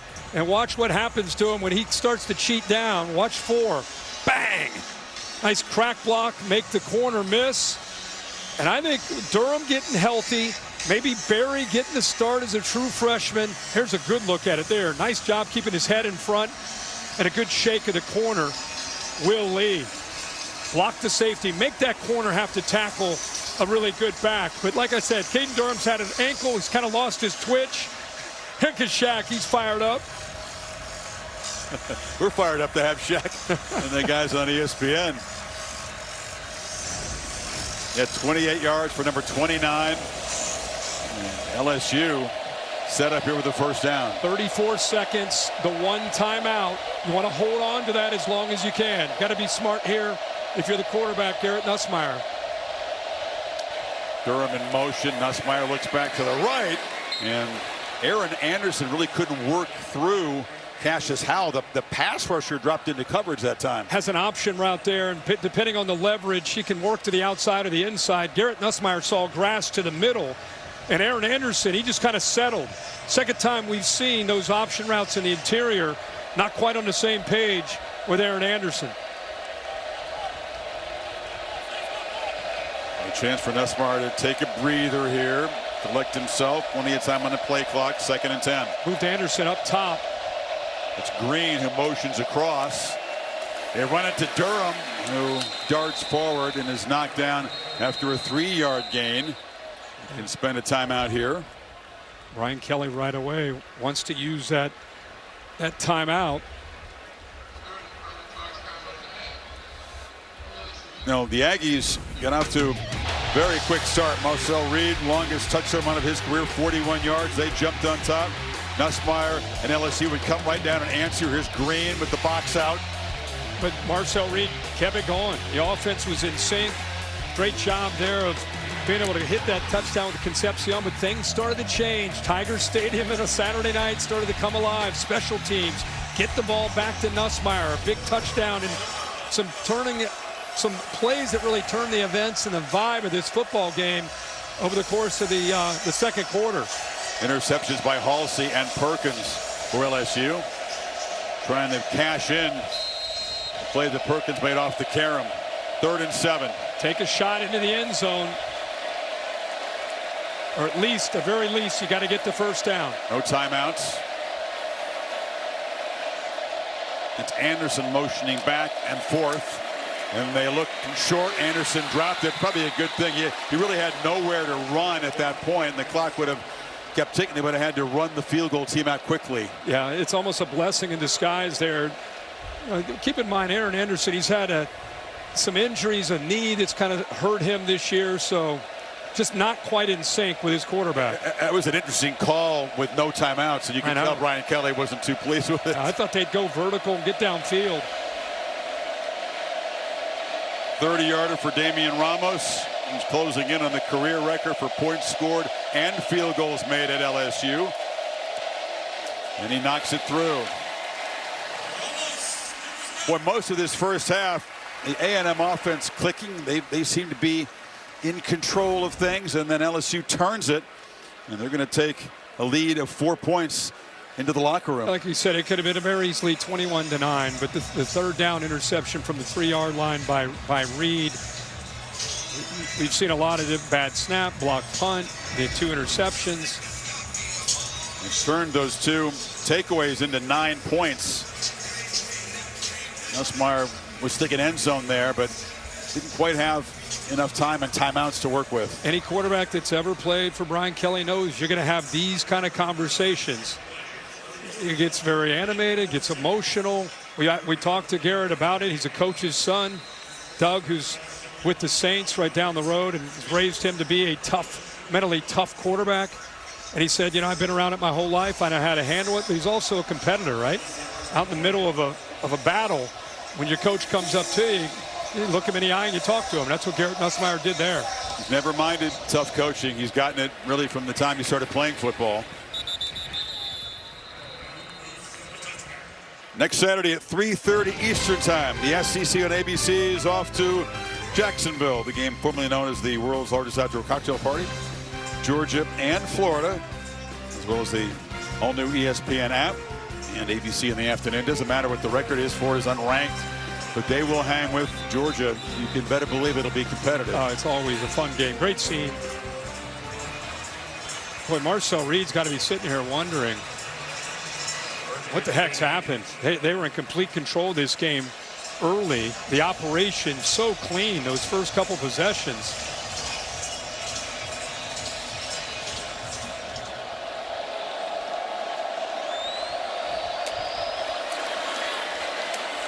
And they hand it off to Owens. Owens with a quick burst to the 40. They have a couple timeouts if they want to spend them here. Well, yeah, you run a football there just of seeing what might happen, and you hit a crease. Now you're all the way up to the 40-yard line, so your mindset really changes. And you used that last time. You got one time out, 14 seconds, and with Marcel Reed, you could take a shot downfield, easily get into field goal range. We talked about how Marcel Reed is so poised and components. Love tough environments like this, but the interception, something we really haven't seen from him. A couple of them bunched close together, back-to-back possessions. Yeah, the one where he threw off to his left, I think he got caught predetermining. I think he thought he had a matchup that he liked, missed the safety. Now it's about, he's a young quarterback. As much upside as he has and this offense has, you got to respond to the ebb and flow and the momentum swings, especially on the road. You can't make these mistakes and expect to win on the road in any conference, especially here at Tiger Stadium at night. An opportunity to get points, perhaps. Randy Bond needs probably about 25 yards to be in field goal range. That would make it a 52-yarder. They will get the football to begin the second half as well. Ideally, Chris, you get this downfield, you work the boundary, try to get out of bounds, or get the first down and fire and stop the clock. If LSU comes after him, they're showing pressure. They don't bring it, and it's a check down. Owens makes a cut. Flag is out as he's knocked down in LSU territory at the 49, down to 5 seconds. Holding. Offense, number 55. 10-yard penalty. First down. Monte Adams, the right guard, flagged there. So the opportunity to get points kind of dissolving with that play, that call. He's pulling 55, pulling from the right side. Peyton, who's had a really good first half, gets up around his neck. Obvious call. Penalties have been an issue, as we said, for the Aggies. Hasn't cost them a game yet, but that's the 4th for 45 yards. LSU penalized just once. Has not committed a turnover, so a pretty clean game so far from the Tigers. Home underdogs here, but up 4 at the break. And this resilient Aggie team will have to respond. Huge second half in last year's meeting when they scored 31 and turned it around. They'll have to come from behind again. Let's go down to Holly with Mike Elko. Well, Coach, you've got all the momentum, and it really started to shift with that operation issue with the center snap. What happened there, and how do you fix it? Yeah, we got to get on the same page. Obviously, we had a mistake with the snap count. Can't happen. 2 turnovers can't happen. And we got to start tackling on defense. That was my next question. They're starting to get you a gash in the run game. How do you adjust defensively against the run? We have to unblock players at the line of scrimmage, have to tackle. Simple. Thank you. Very simple. I love his interview. Very direct. Unblocked players at the line of scrimmage have to tackle. There we go. Ready, break.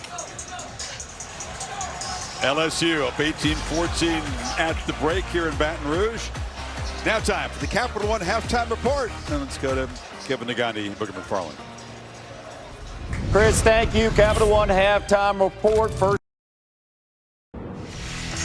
Set for the second half at Tiger Stadium. Welcome back to the SEC on ABC. Saturday Night Football is presented by Capital One, part of the SEC All Day, presented by IHG Hotels and Resorts. It's a wild day in the conference. Capped it off with what should be a dramatic second half. Chris and Kirk back with you. Aggies get the football. Down by 4, trying to get the offense going. They were clicking so crisply early. Oh, it was incredible to be able to come on the road in this environment and execute the way they were early. But some miscues, as we've talked about, changed the momentum, and now they get a chance to start the second half and try to get it going with the football. Bussey from the 1, and Terry Bussey breaks free. Look out! Just tackled, touchdown, saving play made on the far sidelines. Aaron Burrow, the kicker, got into position to stop Bussey. You brought it back 43 yards. Well, he also does a good job right away, early part of the return, of just making a man miss. Toviano, 25, coming from our left. Right there, he just shook him. And now you got a gap. Now you got a chance to run and use your speed. And you're right, shoestring tackle, or that one's to the house. What a way. We just talked about opportunity, change the momentum. Le'Veon Moss excited. Get this offense going and give them great field position at about their own 44. Special teams important tonight. LSU blocking the punt for a safety. He's got a hand at a PAT, which then doinked off the upright. And now this return. 2-back look. Owens and Morrow. And Reed takes off. Marcel Reed weaving his way into the LSU secondary. Picks up 14. Well, we'll go back just to show, just in case you're tuning into this game. Marcel Reed up 14-9. Have some miscues to an interception. Now you got a blocked punt. There's the pick on 3rd and 3 from the 3-yard line. A penalty. That's after they got off the field, potentially on a 3rd and 18. And then there's the tip ball where Perkins ends up coming up with the interception. But they're off to a good start here, Chris. Getting that 2-back look. And again, they don't hand it off. Reed rolls the pocket and has to throw it on the ground. There was nobody open. Morrow was covered well in the flat. That's a coverage sack. Really, really effective that time. It's a tough group of receivers to be able to match up with, but they did. Safety sitting in the middle, kind of leveraging the crossing route, nowhere to go with the ball. And then they do a good job not letting him escape with his athletic ability and speed. That time, doing a much better job of mirroring him to not give him that option to take off and go.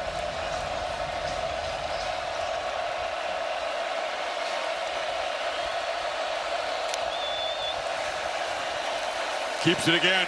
Reed has the edge. Makes a cut. Takes a big shot inside the 35 from Jack Pyburn. Just short of the marker. It'll be 3rd and 1. Now this is the read. If you're the quarterback, you want to look at Pyburn. Is he collapsing down or is he sticking? He's kind of in that gray area, but Marcel Reed has such confidence in his legs. He pulled it out of there, trying to get him to declare down. Now it's a foot race to get to the edge. He's able to get around 44 and get upfield with some good blocks on the perimeter. Pyburn had him around the waist. It was Cooley who delivered the big shot. Owens is the back on 3rd and 1. Hand off up the middle, and they do move the sticks. Holly? Well, they want to be smart about how much they're running Marcel Reed. You're seeing him use his legs a lot tonight. He is a very slender build. He told us he weighed in on Thursday at 181 pounds. He said sometimes during the course of a game, he'll lose 7 or 8 pounds because of the sweat. And so they've got to be smart so he's not out here taking too many big blows.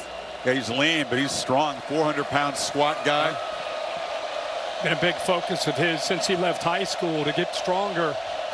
He's got a lighter frame, but able to put some weight on. Added some muscle in the offseason. Turning the corner is Owens, and he's tackled after ripping off a 9-yard play. That kick return set him up, and this Aggie offense kind of regaining momentum now. Colin Klein has done a really nice job throughout this night of maintaining balance. He knows he's got a quarterback that can run. Haven't really relied on that unless it's been a scramble, but 18 runs, 19 passes. That's what makes this offense good. You commit to the run, they're going to throw it. You stay back, they got the ability to win the line of scrimmage and run.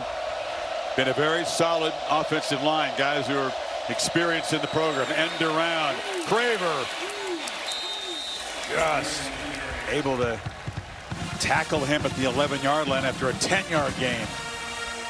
Working the body, kind of like body blows in the interior between the tackles.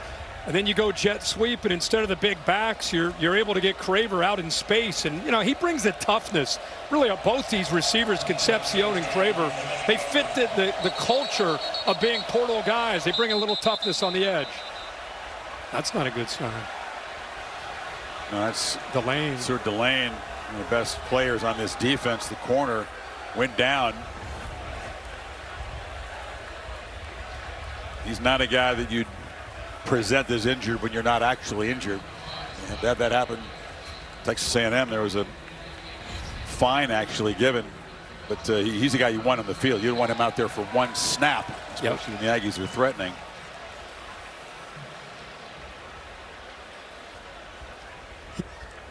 You're going to get him up and Chris, I think he got his bell rung. I mean, he was involved where Craver was trying to run the football, where the contact was. Right there, finishing on it, and then his head, you can see it hits the surface. So with the corner out of the game, we'll step aside. 1st down for the Aggies coming up.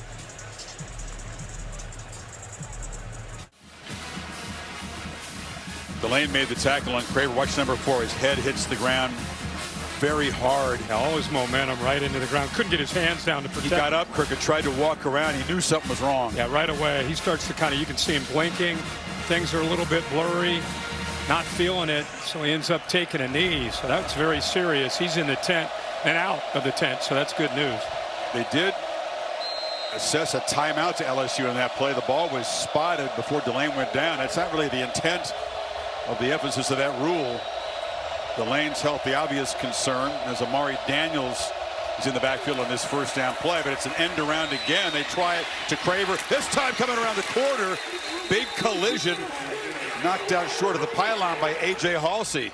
That was a foot race with the corner, P.J. Woodland, who ran with him in man coverage on that jet sweep. Sees it, it's man. He knows he's got a chance. He is fleet-footed. Gets some good blocks, man, downfield, but eventually gets pushed out of bounds by Halsey. But we've seen here these last 2 or 3 plays, Colin Klein wants to get the ball out on the perimeter. Make those DBs have to tackle.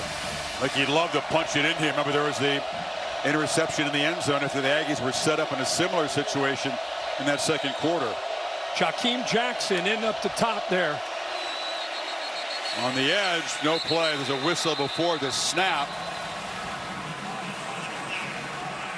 Bethel Roman ended up with the ball, but the whistle had blown before the pass was thrown, and it's a false start. Offense, number 78, 5-yard penalty. No foregone conclusions down here, are there? It's Crownover who makes this mistake. Another mistake for Texas A&M. We just talked about the young corner coming in. They go trips, and look at a couple defenders. They jump here. Miscommunication, wide open target there. So LSU catches a break. 2nd and 6. The first down marker's at the 1. Run all the way. And Reed's going to be knocked down at the 5 by Halsey, who's making play after play for this defense.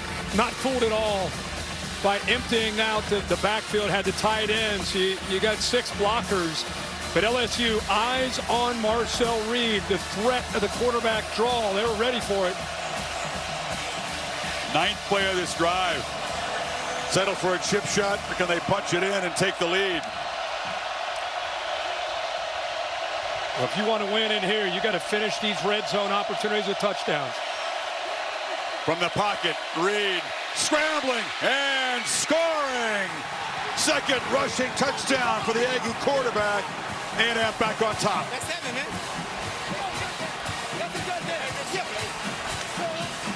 Tell Harold Perkins is sitting in there at linebacker, and he's got to spy Marcel Reed. Everybody in this stadium, everybody watching at home, you and I talking here, it's like, okay, they're going to either throw it or Marcel Reed's going to scramble.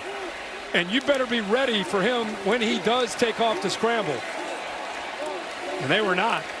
He's played a variety of positions. They had him at the star. They thought it was a good spot for him, but after the Vanderbilt loss, moved him back to weak side linebacker. Perkins flag out on the PAT. Bond knocked it through. It's going to be offsides on LSU, so they can decline it, and the lead will be 3. Outside. Number 0 of the defense. That penalty is declined. The try is good. Well, A&M responds. Let's look at this big play. And this is what you have to be able to eliminate, is the threat of the quarterback run. Watch Perkins get depth. Look at his eyes aren't even on Marcel Reed. You see a couple receivers together. That's kind of a blunder. But now there's nowhere to go with the football. So what is he going to do? Of course he's going to trust his feet. They never really let him down. He sees an opening. Nobody accounting for him until it's too late by 7 and white. That's a touchdown. If his job was to be the spy, it was the worst spy ever. Yeah, right. He was, as you said, peeking inside and then retreated into the end zone. Yeah, in his eyes, he's looking at crossing routes. He's not even really thinking at all. That's not James Bond level spy. No. But Marcel Reed, great poise on that 9-play, 56-yard drive to get this second half started. Zirkle to boot it away. It's going to be Brown from the 4. Darian Brown spinning free, finally knocked down about the 23. Holly? Well, Coach Kelly told me that Darian Brown, that big completion in the first half, has really opened up their offense. Because they have to protect downfield, now they're able to run the football a little bit better. Also, Garrett Nussmeier, you saw him get a little bit more injured in the first half. That left ab injury just below his belly button. They are able to do some things at halftime to help him. Some topical numbing cream, put some more padding on, massage. But Coach Kelly said it best. He's our guy. If we have to put him together with glue or tape, we're going to do it because he wants to be out there. He's so tough. Oh, there's no shortage of want to or toughness. You have to see how he throws the ball, though, Kirk. If he's re-aggravated that ab injury, that can affect your velocity and your accuracy. Barry for 3. Boy, LSU fans have to be thinking, are you serious with Marcel Reed? Last year he ran for 3 touchdowns, didn't have an answer for him when he was using his feet. Tonight, leading the Aggies in rushing, averaging almost 10 yards a carry with 2 touchdowns. Different kind of runs, right? Last year was the zone read. It was more design. This time it's kind of freelance. Yeah, this time it's more backyard ball, just creating a lot of times on 3rd down.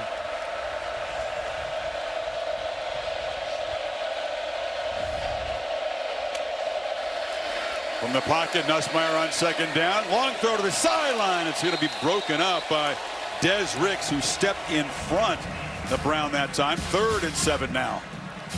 I think Brown did a nice job of selling this up at the top like he's going vertical. He's going to go by and puts his brakes on, but good job of reacting.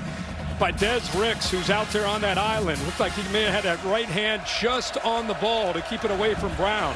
Well, those coaches love those corners that have long arms like Ricks does. And they protect Nussmeier.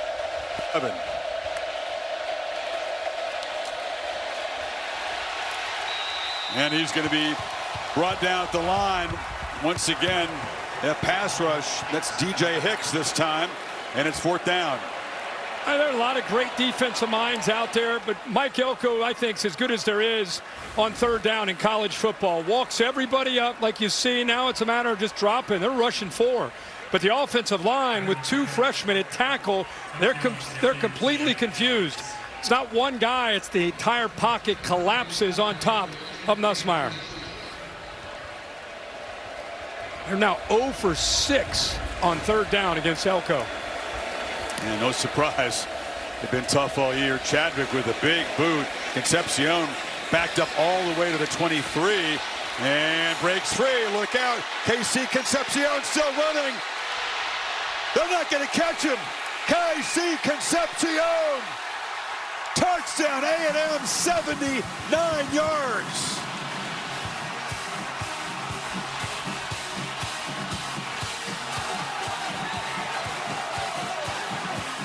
The return game, a huge part for A&M here in the 3rd quarter. Wow. You know how gifted he is. Transferred from North Carolina State. Marcel Reed knows, big smile on his face. He's a receiver, but he really his entire career in Raleigh and now in what he's doing at College Station. He's a running back that plays wide receiver with that kind of skill set.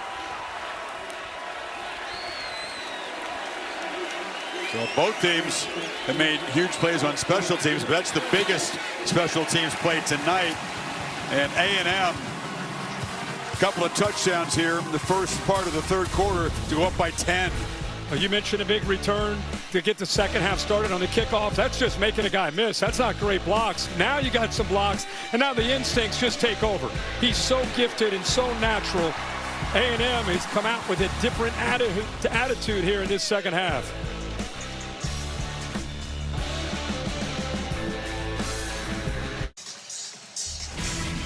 Who's bringing the heat? Brought to you by Sonic, and it's KC Concepcion had a touchdown in his first game as an Aggie against UT San Antonio. This one much more important. Yeah, a couple of tackles he's able to break, but like I said, he's so close to that sideline and so comfortable with the football in his hands, always has been. See the reactions from LSU. Brian Kelly throwing the headset, just furious. A&M return yards tonight. Think of this. He is a bad man. He sure is. A&M return yards, 161. LSU total offense, 185. Talked about the connection Holly did between Reed and Concepcion. Each of them have 2 touchdowns tonight. LSU with Barry and Brown dancing around. A flag comes in as he's dropped at the 16. Suddenly, Kirk, this is a 10-point deficit for an offense that has struggled frequently this year to create big plays. It's going to be a holding, so it'll be half the distance.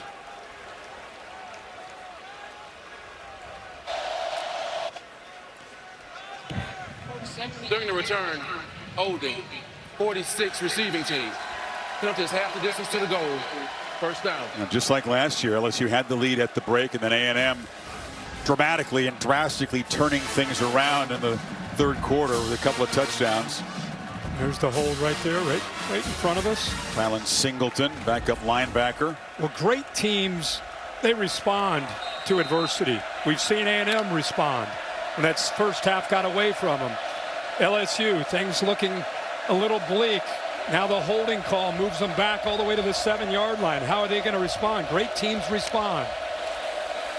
Nussmeier, high throw, and the catch made. Tackle immediately made by Ricks. Get into these conference games, especially late October into November. There's injuries, there's momentum swings. It's the team that just kind of keeps their head steady and keeps grinding through those tough times. It's usually going to be the team that wins. Of course, A&M, one remaining undefeated team in the SEC. LSU with a couple of losses. 2-2, and the conference cannot afford a third. Pitch incomplete on the sidelines, Kirk. So there's urgency in this game, but also urgency with all the hopes and dreams and goals of this football team. Preseason top 10 team. Yeah. And this is it for them, too. If you're thinking about those big dreams, this is Anderson trying to did he get a foot down? It's at least worth a look. He completed the process of the catch. Watch this, Chris. Did the right foot stay down? Whoa! I hope they take a look at that. Control right there. He's got two hands on it. The foot is on the ground. Surprised they're not going to buzz down. LSU in no hurry to run a play, giving the replay booth time. Not going to buzz it. Those 3rd and 4 here. Quickly on the edge. Anderson spins free. Fights hard. It's going to be tricky to spot. And they're moving the sticks. That's their first down. That's their first conversion on 3rd down the entire night. Knew that would be a big matchup. There's the line to gain, the progressive pylon cam, kind of nonchalantly there on the boundary, but they gave him the yards for the first down, so they finally convert. Had to have that, at least to get the drive going here. Xavier Thomas in motion. They hand it to him. It's a little wrinkle as he looked like he was going to be headed behind the quarterback to the far side. Stop. Albert Regis wasn't fooled. This defensive line, they have depth. They are able to get upfield here, kind of set the edge. Inside there, Chris mentioned Albert Regis kind of blows it up from the inside. And then Howell, who's having a great year, his 2nd year with the Aggies, and a great night, sets that edge. Boy, Howell is a player off the edge, 9. Green comes in motion. Barry is the back on the 2nd and 10. Fake it to him. Nussmeier steps up, flips it far side over the head of Aaron Anderson, who is tightly covered by Chappelle, but it had to be a perfect throw that time. Yeah, he tried to go up and over against man coverage, put a little touch on it. It's tough to do to a shorter receiver at 5'8". Look on your far left, there's Howell. Yeah, we knew that these young freshmen, a true freshman on the left and Kern, and the redshirt freshman on the right, and Davis would need help. And when they're on islands, boy, they got their hands full against Howell and company. Can they go back-to-back on 3rd down after not making one all night? This time they need 10. That's 6 guys walked up, bringing a 7th. Pressure comes.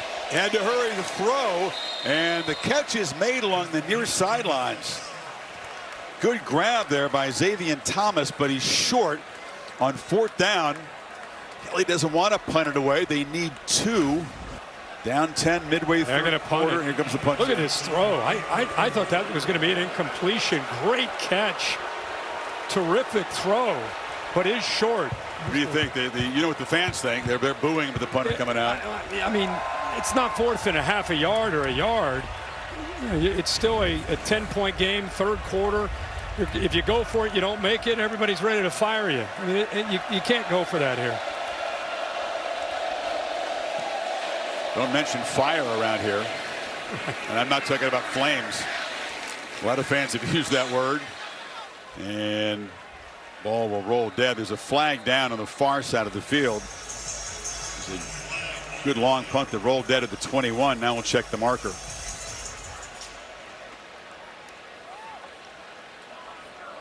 Illegal formation, kicking team, more than 4 in the backfield, 5-yard penalty, 4th down. May want to make them kick it again after that big bounce. And they got about 15 yards on that bounce. And again, that's a unforced error. Just a guy that's not lined up on the line of scrimmage. So you get an illegal formation. Think about the night that Brian Kelly and his special teams, what they dealt with. They did block a punt for a safety, but it's been some tough moments for the special teams. Missed extra point.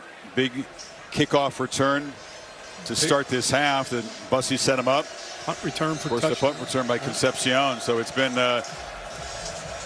special teams issues piling up rapidly. Bussey is back deep. This kick is not nearly as good. And it's off his chest. Scramble for it. A&M says they retain possession. Kind of came up on this very short high punt, bounced right off the numbers. Looks like Bravian Rogers for the Aggies may have made them the saving recovery. Still trying to unpile things. Yeah, there were two guys that had the ball simultaneously. And you got both sides saying, we got it. Some serious lobbying. Pyburn and Bethel Owen having some fun. That's just one of those where you're just wrestling underneath the pile. James Carter trying to sort things out. Texas A&M. So A&M does avoid the muff punt there. And LSU, remember that ball rolled dead down at the 21-yard line. That 5-yard penalty is going to make about a 30-yard difference in field position. Aggies back to work, up 10.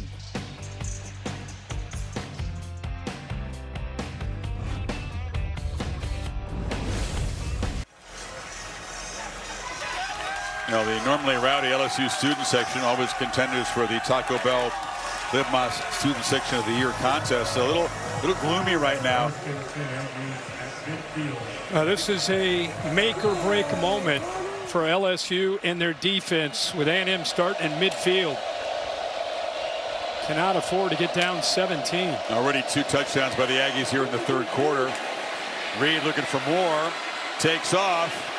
Look, he's great from the pocket and all that. He's improved as a passer. He wants that to be his calling card. But when things break down, he says he also loves his backyard football. I'm not comparing him to Lamar Jackson. I'm just saying that the stop and go, you know, he's a great basketball player. We talked with him this week. I've known him since elementary school. He's a great baseball player, too. But he has that, his favorite sport is basketball. He has that point guard kind of feel when he steps up, climbs the pocket, and he's making people miss. He's just so at ease with that part of his game. We were asking him, do you think he could score for the Aggies basketball team? Oh, yeah. I think I get 12, 14 a game as a point guard. A lot of football players think they can hoop. Yeah, he went to Montgomery Bell Academy where my boys went, and he was one of these guys that as a freshman, he was dominating. He's a point guard, but he can really shoot. And you know, the vision on the basketball floor really helps you out, I think, as a quarterback. But right there, that's what he's doing tonight. You know, that crossover, that shake and bake, making people miss, whether it's basketball as a point guard on the break or playing quarterback. It's the same thing. Need 2 on third down. Owens. Flag comes in. Plenty of yards for the first down inside the 35, but that's in the area where you suggest it's holding. Actually, it's being signaled holding against LSU's defense as Owens limps off. During the run, holding. Defense, number 88. That's a 10-yard penalty from the end of the run. Automatic first down. Gooden was fighting through a double team, and in the process of that, grabbing on to an A&M offensive lineman. His coach talking to KC Concepcion, making sure he's good to go. Went into the medical tent after that punt return for a touchdown, which is why Bussey was out there for that last return, which he muffed. And remember, Le'Veon Moss obviously out. Oh, he stepped right there on KC Concepcion and then went down himself. Concepcion had the ankle checked. Morrow houses it. Aggies pulling away, 24-yard touchdown.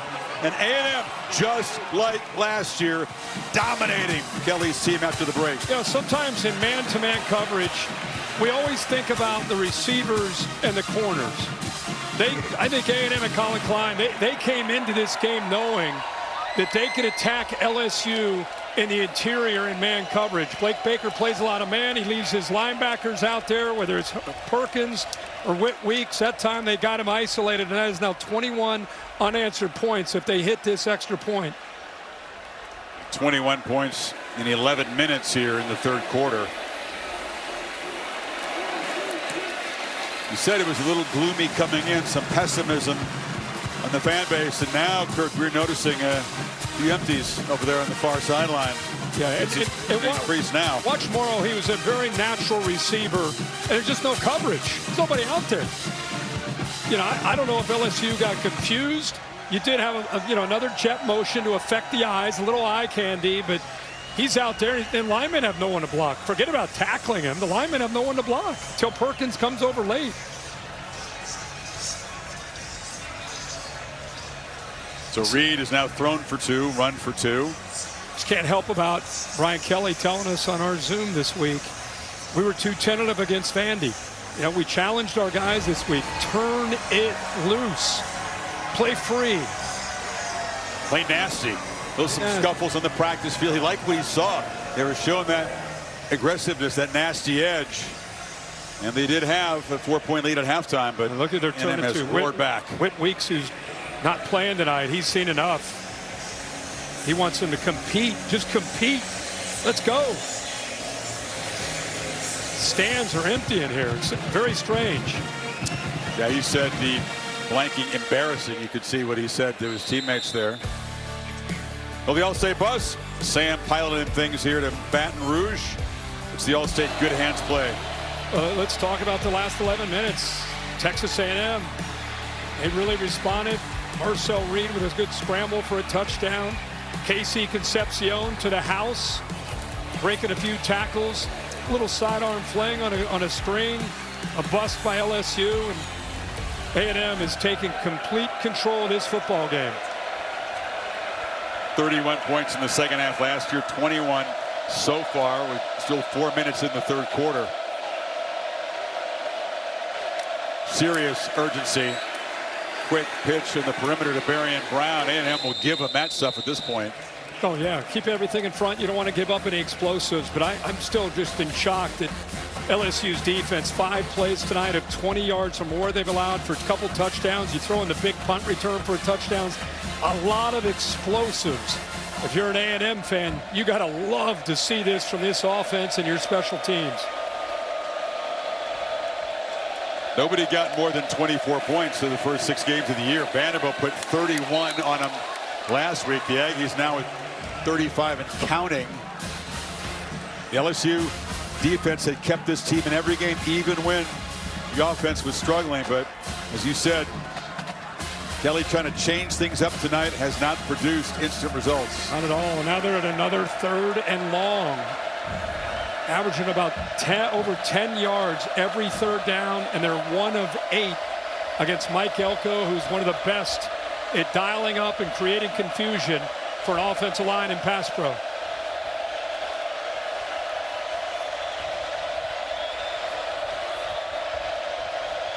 Showing pressure.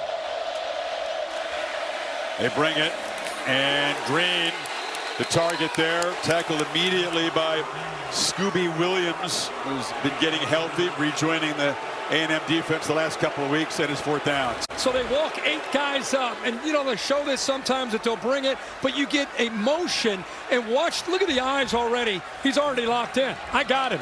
No miscues, no mistakes. So it's complex, and it's a lot for an offensive line and a quarterback to deal with. And yet look at the execution on the other side by Texas A&M and their defense. Good job of finishing, a good awareness by Scooby Williams, the backer. Now they're booing, and there's also some chanting we could hear as Concepcion is back in the game, fields the punt again. Look out, Casey Concepcion dancing and weaving, still going. They couldn't bring him down, runs out of tackles, and is going to be stopped inside the LSU 35. That will only increase the volume level of these boos. I think the most impressive thing I'm watching with Texas A&M, they got a good lead, 35-18. This is more about A&M for me than LSU. They have their foot on the gas. They aren't even thinking of being conservative with the lead. They got guys that, you know, you hear that term dogs? That's what these guys have, led by Marcel Reed, Casey Concepcion, a veteran defense now in their 2nd year in this system of Mike Elko, and a frustrated Brian Kelly. But I got news for LSU. A&M is not looking to slow down. It was a line drive punt that Kelly was talking about. The hang time just 3.5 seconds. And Concepcion continues the theme here. A&M's return game. Hey, it's been a massive story after halftime. I'd go play action and take a shot. You got LSU right now on the ropes, mentally not sharp. I'd take a shot here. Quarterback keeper. Reed dangerous anytime he's got the ball in his hands. Halsey knocks him down. See, he's frustrated here. It's the punter, Chadwick. Yeah, talking about the line drop, not getting up in the air. Well, the tackling was a bigger issue, too. Yes, it was a low kick, but they had I have 4 or 5 chances to tackle him. Yeah, really on both his big returns. He's a tough physical runner, low center of gravity, tough to bring down.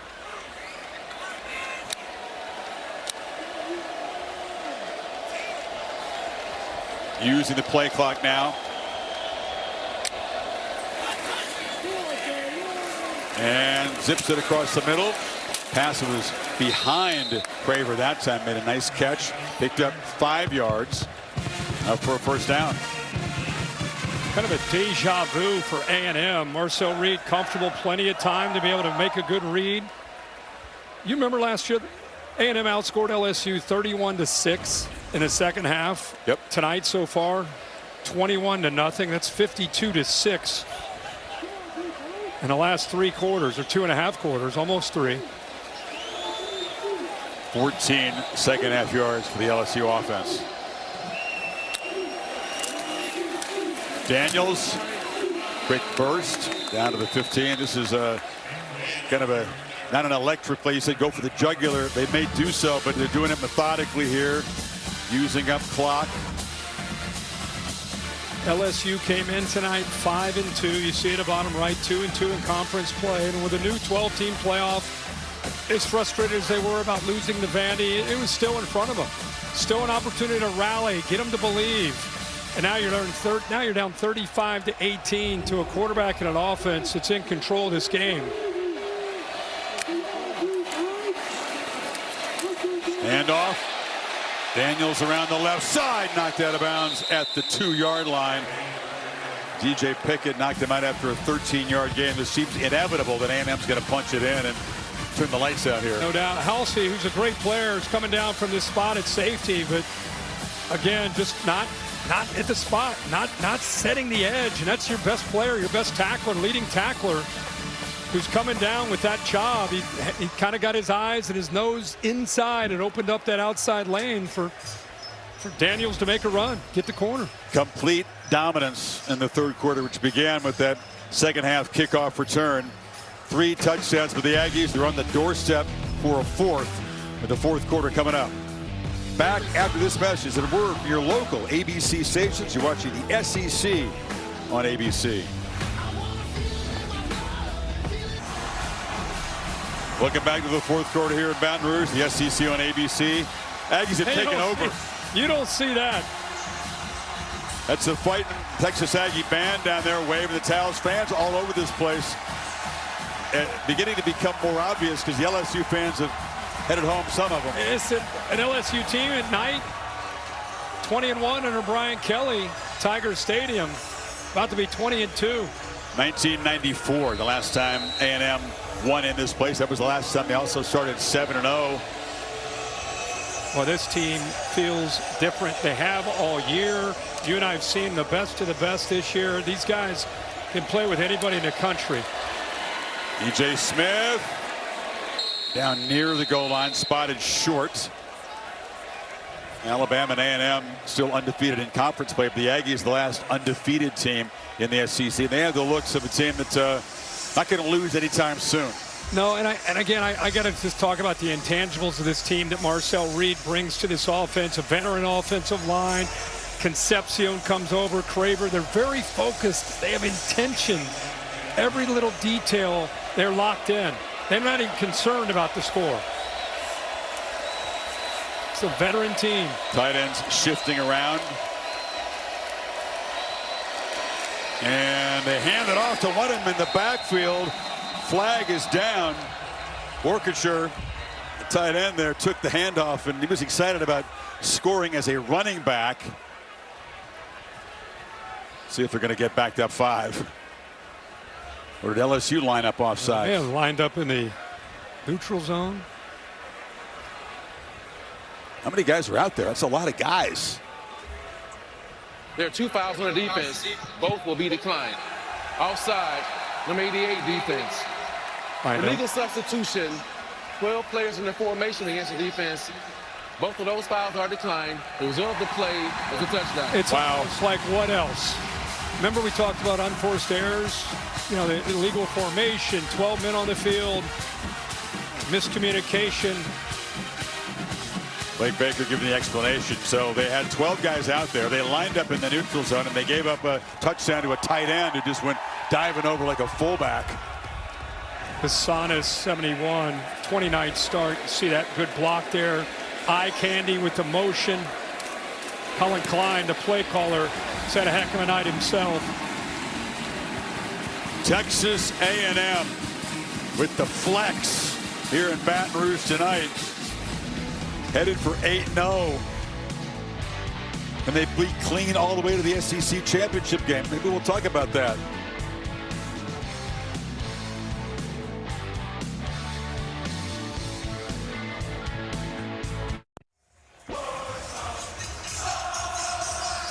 College Station East here.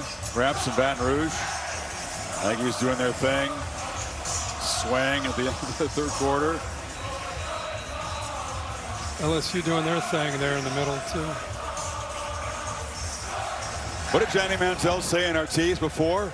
We know all about Death Valley at night.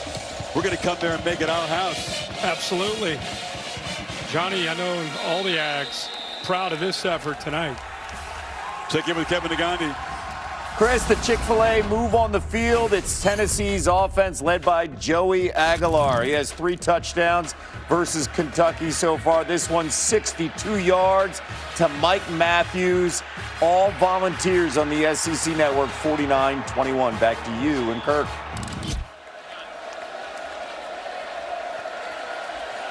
Well, it was kind of gloomy earlier. Now it's the ornery, I would say, was what the fan attitude is here in Baton Rouge.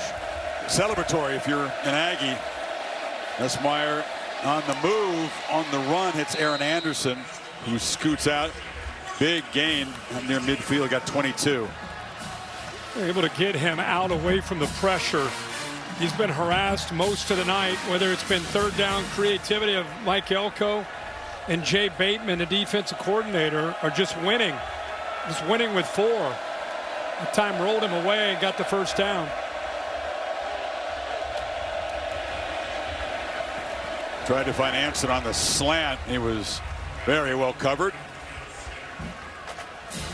This Texas A&M team, man, people need to start talking more about them, not just in the SEC, but on a national. What impresses you most? I think they sent a message.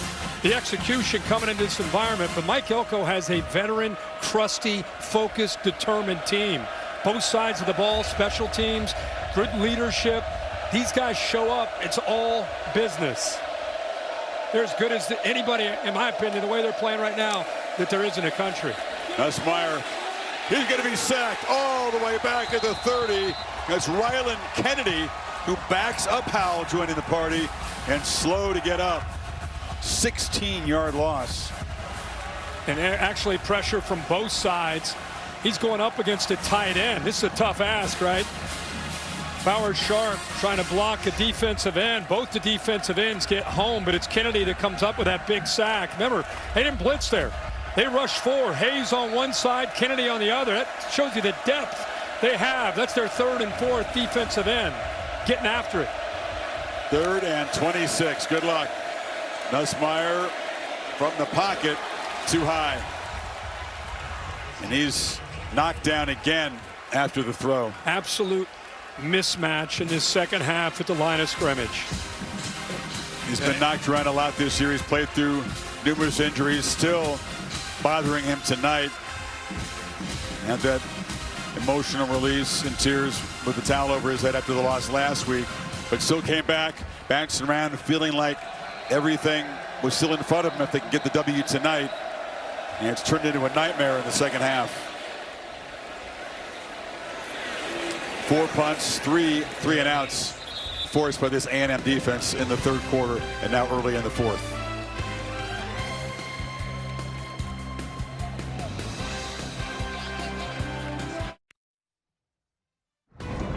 ABC's Saturday Night Football is presented by Capital One. What's in your wallet?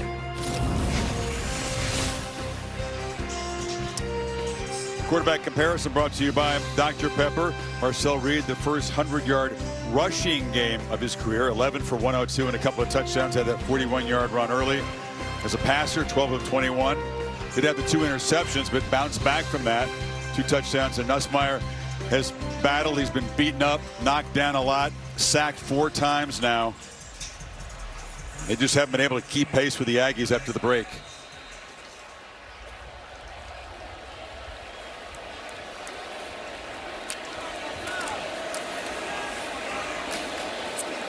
Smith, the short gain.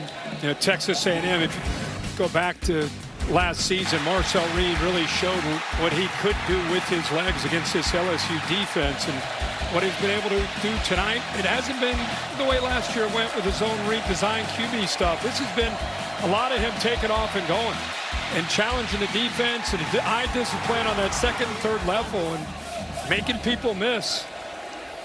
Look at that, 40, going back to last year, 40 or more in 4 straight road games, longest streak in school history. To your point, Kirk, 67 those 102 rushing yards have been on scrambles, so not design runs at all. Smith inside. It's going to be the 4th consecutive game where LSU's given up huge rushing yards to a quarterback. Holly? Well, Marcel Reed has so much charisma. His offensive coordinator, Colin Klein, said he's infectious, the way he impacts our team. They spent a lot of time in the offseason tweaking what they do offensively to match his skill set. He said, don't let his happy-go-luckiness fool you. This young man has depth. He comes into my office 2 times a week for extra film study with me. He is deep. He's competitive. He thinks the game because of his father's long coaching, and this is a really locked-in, dialed-in young man who has that riz, as the kids love to call it. The charisma is infectious. He does. On 3rd down, he's going to keep it, and he's going to be tackled short of the 1st down. Play made on the edge by Jamari Butler. 4th down now. Yeah, again, I used to, you know, my kids went to elementary school with this guy. I'd go to the pickup line after school, and he was just a guy that had that personality. It wasn't just he's got skill. It's what Holly's talking about, and it's both his parents, by the way. His dad's a football coach. His mom runs the show. And so I think it's a mixture of mom and dad, but his composure, what I keep bragging about with this A&M team is the focus, the seriousness, the urgency, and the intangibles that they have as a team. And 10, I think, really helped set the tone with his approach.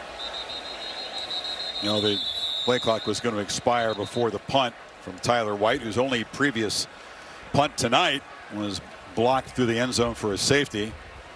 There he is, still talking. You got this big lead. He's still communicating. I definitely need to talk about Mike Elko, because we're talking a lot about these players, and we should, but it's a guy in his 2nd year that's really changed the culture for the better with accountability, work ethic, all the stuff that you talk about and hope to have. They have it. And after this big win on the road against a top 20 team, look at this. They go to Missouri. Missouri just, their quarterback's down with an injury. That's a different game on the road. South Carolina having a tough year. That's at home.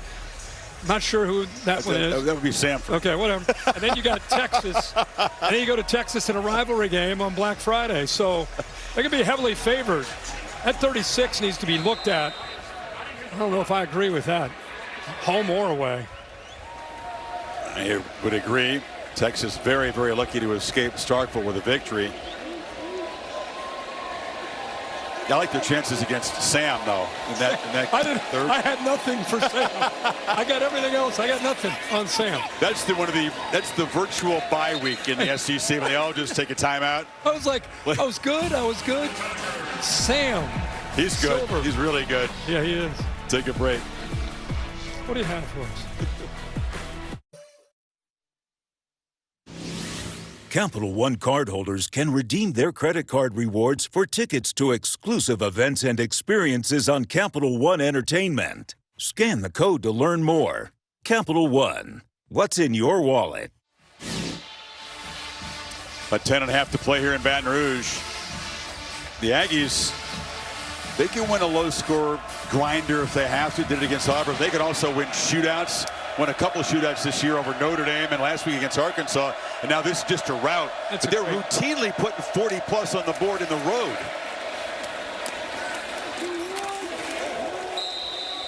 These guys, man, they 42-18, it's 0-0 to this defense, to this entire team. It's a great point about how they can go either way. If it's a game that wants to go tempo and they got to score 40, they can go that way. if it needs to be a low-scoring field position game, they got the defense and special teams to play in that style too. No face mask called on the tackle by Scooby Williams that time. 2nd and 9.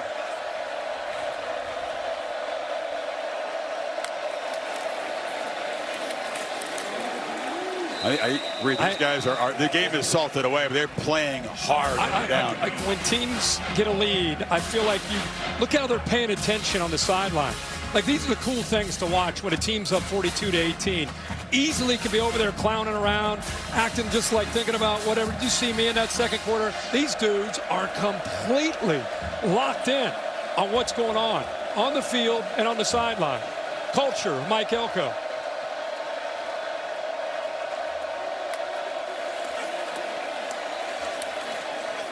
Pass underneath. Up by Johnson.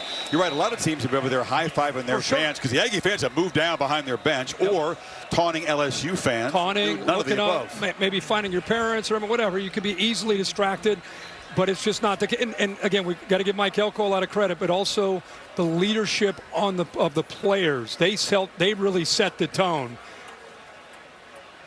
Macarius Curran, we talked about the true freshman stepping in to make the start at tackle. It's been a tough night again for that O-line, and he is now being looked at by the athletic trainers. The Aggie defense has really stepped up after halftime. This was an early sack by Howell, sending a message. Well, it's been an entire group. Here, the backup, right? This Rylan Kennedy that's able to get in there, giving them some different looks. Done a nice job of confusing that offensive line. They've brought some pressure, disguised some pressure. They've rushed 4 times. It's been really a mixed look like you'd expect, and very, very successful, obviously, here in the second half. Absolutely nothing after halftime for the LSU offense. Holly?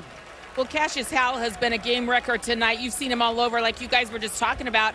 Wanted to talk about his development. He came in from Bowling Green as a transfer, but he has gotten better. He has increased his top speed by 17%. His vertical jump has increased by 7 inches. His bench press by 50 pounds. The squat has gone up as well. Every aspect of his game, from speed, get off, what he knows about the IQ part of the game, this young man has improved exponentially, and it's showing up on the play. That's a great point, Holly.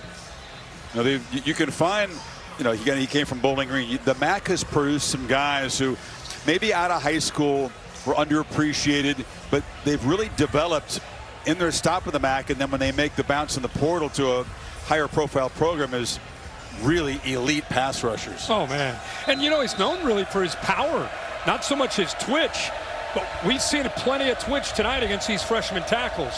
LSU going for it on 4th and 4. Nussmeier makes the long throw. Green makes the catch, but he's going to be stopped short. Des Ricks came up, hit him immediately, and the Aggies will take over on downs. Chris, you're going to love this. A little bit of kind of a switch release, and watch the communication with the 2 defensive backs. Just you take him, I'll take the outside, you go with the inside. Good job of adjusting and communicating and then finishing the play by Des Ricks. Look at that. They switch on the fly.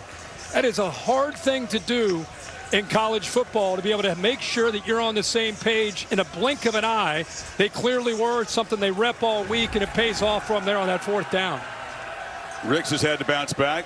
He had that penalty, that dead ball personal foul, which prolonged that LSU drive. Then he got beat for a touchdown, but he has stayed in the game. The starters, by the way, were still on the field largely for the A&M defense. Reed still out there and still running. I don't know if you'd want to have Marcel Reed taking hits at this point in the game. Does pick up 4. Now she'll present the rankings to Ohio State off. Indiana with another. UCLA. Again, they just show up. Another team that just kind of shows up and executes and takes care of business. Bama had a scare, but they were able to pull one out. Ole Miss in a competitive game, really in control most of that game on the road in Norman. Georgia Tech challenged early, but stayed undefeated.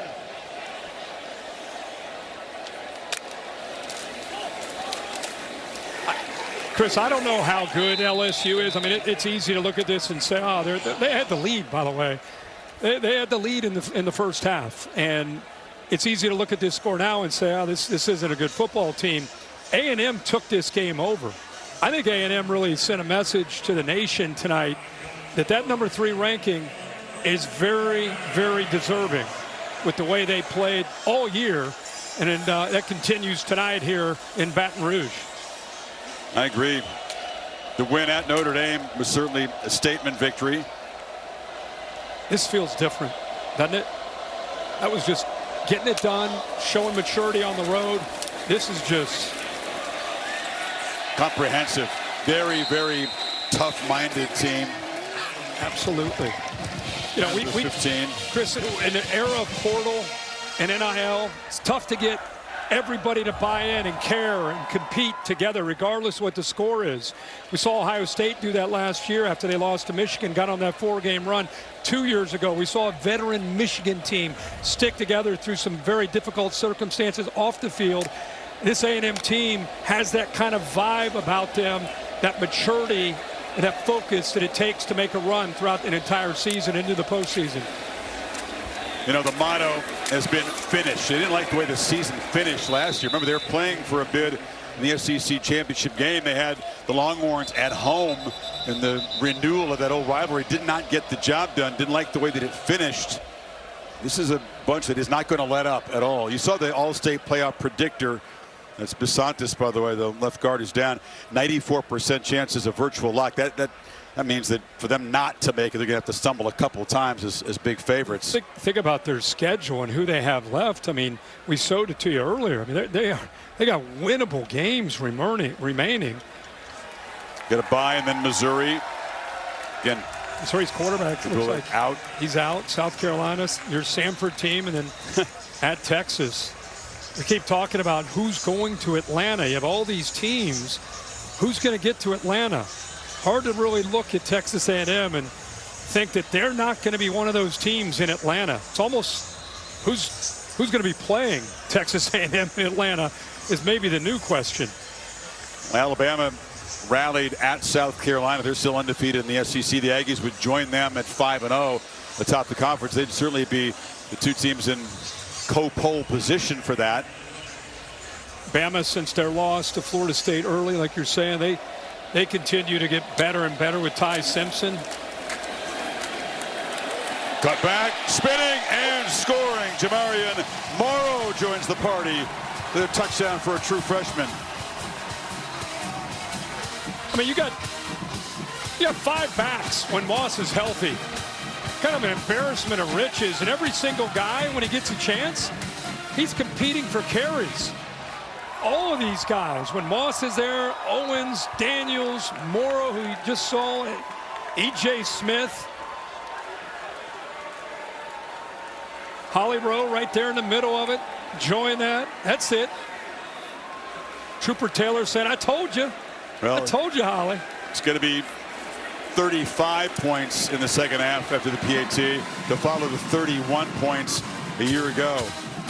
Morrow, Reed, and Concepcion, 2 touchdowns each tonight. He just kind of walked in. Yeah, this is a beaten down LSU defense. Game's gotten away from them. Tackling's not been real good here lately. There's Marcel Reed, by the way, caught up. Can certainly celebrate the Aggies. The night belongs to them, but this guy and this LSU team is another part of the story. Yep. Because Les Miles once said, Death Valley is where opponents' dreams come to die. That's been true over the years. LSU's dreams died here tonight, though, the home team with their 3rd loss. And Chris, think about what could have been when this season started. We had them week 1. Yep. On the road, remember, it was a battle of the Death Valleys against Clemson. Nussmeier coming back, went into the portal, spent a lot of money, had some great players. They beat Clemson. Here we go. Now we go. It's the new year. And since then, they've lost to Ole Miss. Last week to Vandy.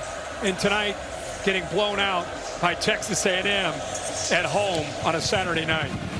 And it's off to Tuscaloosa, by the way, next game. In the meantime, it's going to get loud and ugly around here with the narrative. Alabama really had to escape. They were down 8, scored, got a 2-point conversion, and then won it in overtime. You knew that one was going to be tricky after playing 4 straight ranked teams. This was basically an elimination game. Give Lane Kiffin and his team a lot of credit. The offense you know about with Trinidad Chambliss. The defense with Pete Golding made some critical plays against John Mateer. And what a day in Nashville. Started with game day. They had their hands full against a good Mizzou team, but they get it done. And Texas, what a story, right? Yeah, Ryan Niblett had a punt return in Red River, had one 79-yarder to basically get it even, and then they won it in overtime. Arch Manning left the game hurt in OT. We'll have to see what the severity of that is. I don't think it's too bad.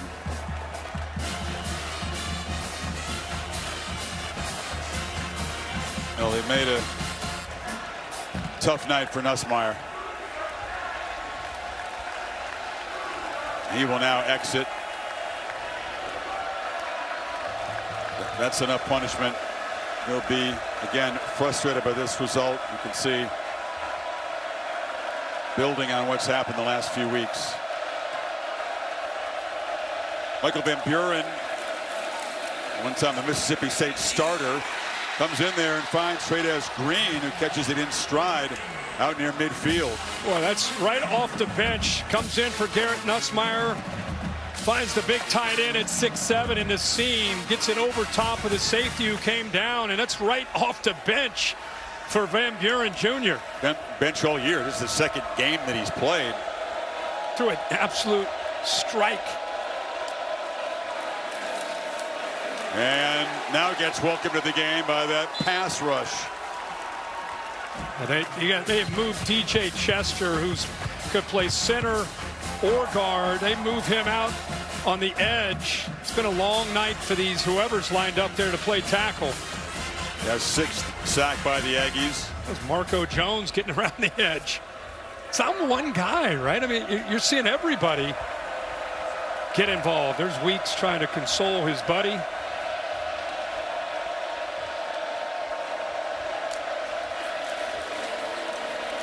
Van Buren on the move, zips it across the middle, and the catch is made by Hilton. No, they obviously a very passionate fan base. When they're winning, les la bon temps brûlé, let the good times roll on the bayou. When they're not, their passion turns to anger, frustration. They want to change everything, including the coach. Oh, and he signed a 10-year, $95 million contract in 21. He's got a buyout for $53 million, so I don't. Is that even? I mean, besides the fans and the noise, is that even? It's not real, right? Well, the decider matters more than the talk show hosts and the blogs. But you know, I think it's going to get loud this week, right? It'll be loud, very loud. Louder. Buyouts have not necessarily been something that prevents teams from making a move. Brian Kelly had a bit of concern. I think he really believes that, you know, that they've got a great recruiting class lined up. He believes that they'll sign. The real weakness of this team, one particular area, is kind of an important one. The offensive line is what's held them back more than anything. And then the defense. I think the defense, when we had them week one, there was so much talk about they went into the portal and got some defensive ends. They're going to rush the quarterback. You got a better secondary. And, you know, they've had some injuries, but it just, some of those big name defensive end portal guys just haven't been able to step up the way they had hoped. And there's who they still have to play. Long way to go. None of those SEC games are going to be easy, to say the least. Arkansas comes here. You got Tuscaloosa. They got to go to Norman in the finale. You get picked preseason top 10. They were much more highly regarded than the Aggies were in this conference preseason. A&M was basically considered by the pundits and the magazines, all that stuff, middle of the pack in the SEC. Instead, they're sitting atop the heap.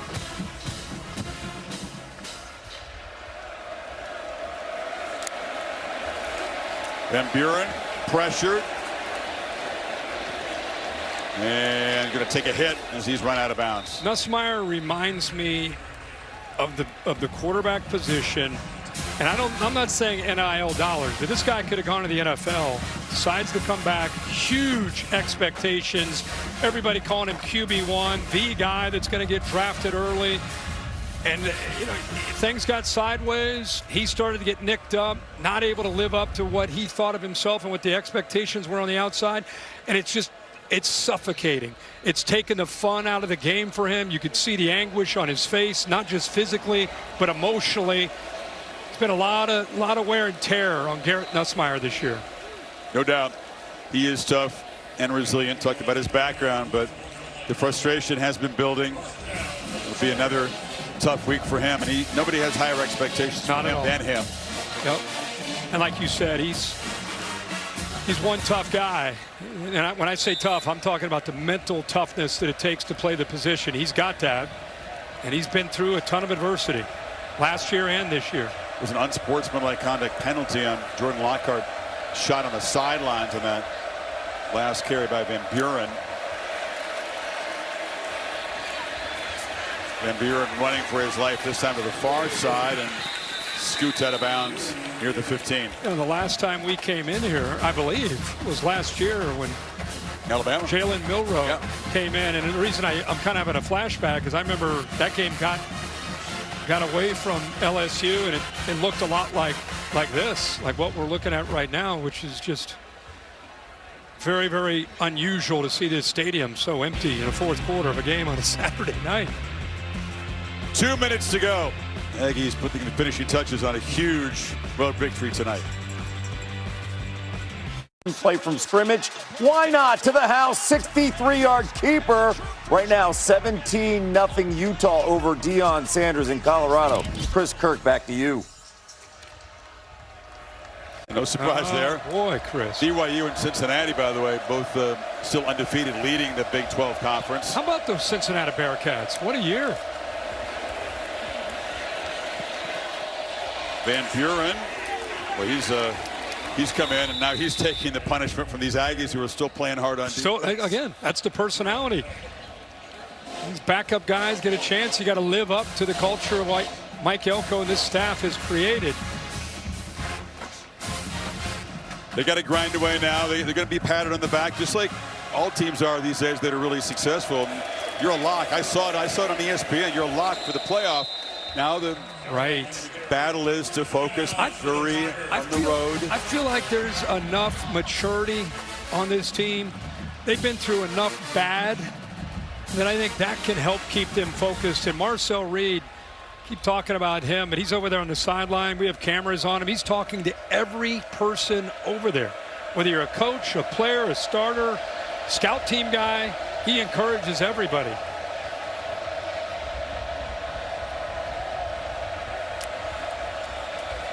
Van Buren steps away from the pressure, going to direct traffic and get somebody open in the end zone, and throws it. And off the juggle, Kyle Parker comes up with it. Touchdown LSU. Kind of stopped the ball with his left hand. Then he got focused on his feet. It was just a matter of whether or not he had possession. You know, he's really had to come on this year with Aaron Anderson dealing with injury. There's the left hand. Now I watch his eyes go straight down. He makes sure I'm in. Possessed the ball. Has it. Both feet down. And kept control of the ball. Final minute, and it's the first points for LSU after halftime. They outscored A&M 11-0. Remember, in that second quarter, they had that 4-point lead going to halftime, and immediately, big kick return to begin the third quarter, turned the tide.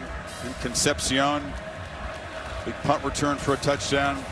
The Aggie defense just suffocated LSU the third quarter and most of the fourth here. How about Van Buren coming in and leading them down 3 of 4, 50 yards and a touchdown. 12-play, 75-yard touchdown drive.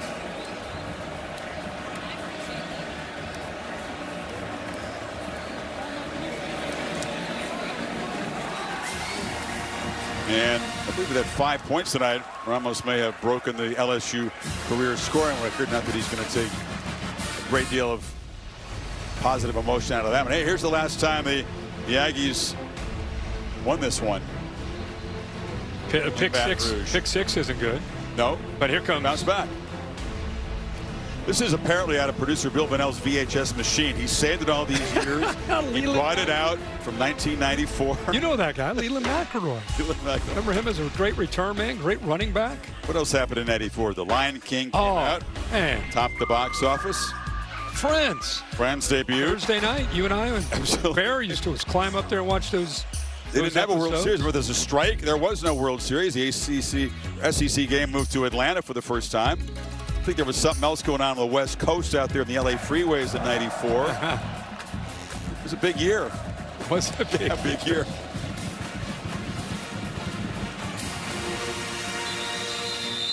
Let's take a peek at these SEC standings after this one. Yep. There's Bama, who you talked about. Georgia not far behind. They they take on Florida, the cocktail party in Jacksonville. Have you seen their schedule after winning today in Norman? Pretty favorable. Very favorable. Don't forget about Ole Miss. Vandy with a win today. Somehow Texas, surviving, only has one loss in the SEC. It's incredible. Feels like 8, the way that people have talked about them. So you'd have 6 teams either undefeated or with just a single loss at this point. Yeah. Deeply satisfying for Mike Elko. Second straight week that Brian Kelly will have lost to a guy who was at one point a defensive coordinator for him at Notre Dame. Clark Lee and now Elko. Miles O'Neill gets to take victory formation.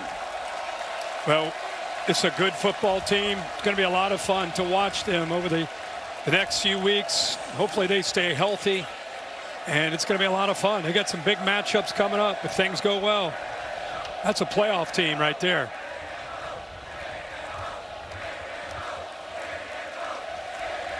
Take it home is what the Aggies fans, who now at this point outnumber LSU fans, if you can believe that. I would say far outnumber them. The Aggies come to Death Valley and pummel LSU to stay perfect on the season. 8-0, first time since 1992. And they've got their sights set on 12-0. They've never made the SEC championship game since joining the league. Big 12 titles were not easy to come by either in their previous conference. They would be strongly favored to get to Atlanta this year. Well, 2 of the heroes for the Aggies tonight, Marcel Reed, Casey Concepcion, are with Holly. Well, Marcel, you said you want all the smoke of a road game, that you live for moments like this. How did you get this stadium empty and quiet this crowd with your performance tonight? I mean, we just did what we practiced all week. You know, we knew that we were the better team all week. I mean, we got the guys, we got Casey over here, you know, who make plays every day. And, you know, we just went out there and executed the best of our ability. And, you know, clear their stands. Our student section went all the way to theirs. Shoot, it feels great to be a 12th man right now. For you, this is a new experience for you playing at Texas A&M this season. You guys have developed some beautiful chemistry. What's it like for you out there right now? I mean, it's just amazing, you know. It's just amazing, you know, to be out there with, you know, all my guys, you know, just out there having fun, you know, cheering for one another. So, I mean, it's just an amazing feeling, you know. It's like no other feeling. Tell me about the punt return. That was an electric moment that changed this game. From your perspective, Marcel, because you were out there dancing with him. Start with you, and then let's get your perspective. I mean, it's always amazing when we can put points on the board and I don't have to go out there. So, I mean, I'm just watching this dude. I told him he's nice. I told this dude he was nice when he came to the sideline. I mean, I ain't seen that many punt returns in a season, like, from one of my teammates ever. So, like, just to see somebody who can make explosive plays like that is amazing to watch. Why are you so special out there? You know, I'm just blessed by God. You know, I caught the ball, and then, you know, I had acted like I was going to go out of bounds, and then I saw number 3 kind of let up a little bit, and then, you know, I just hit the sideline, and then, you know, I hit the burners. Yeah. All right, well, thank you guys. Go get that alma mater, son. Go sing that. Let's go. Let's do it.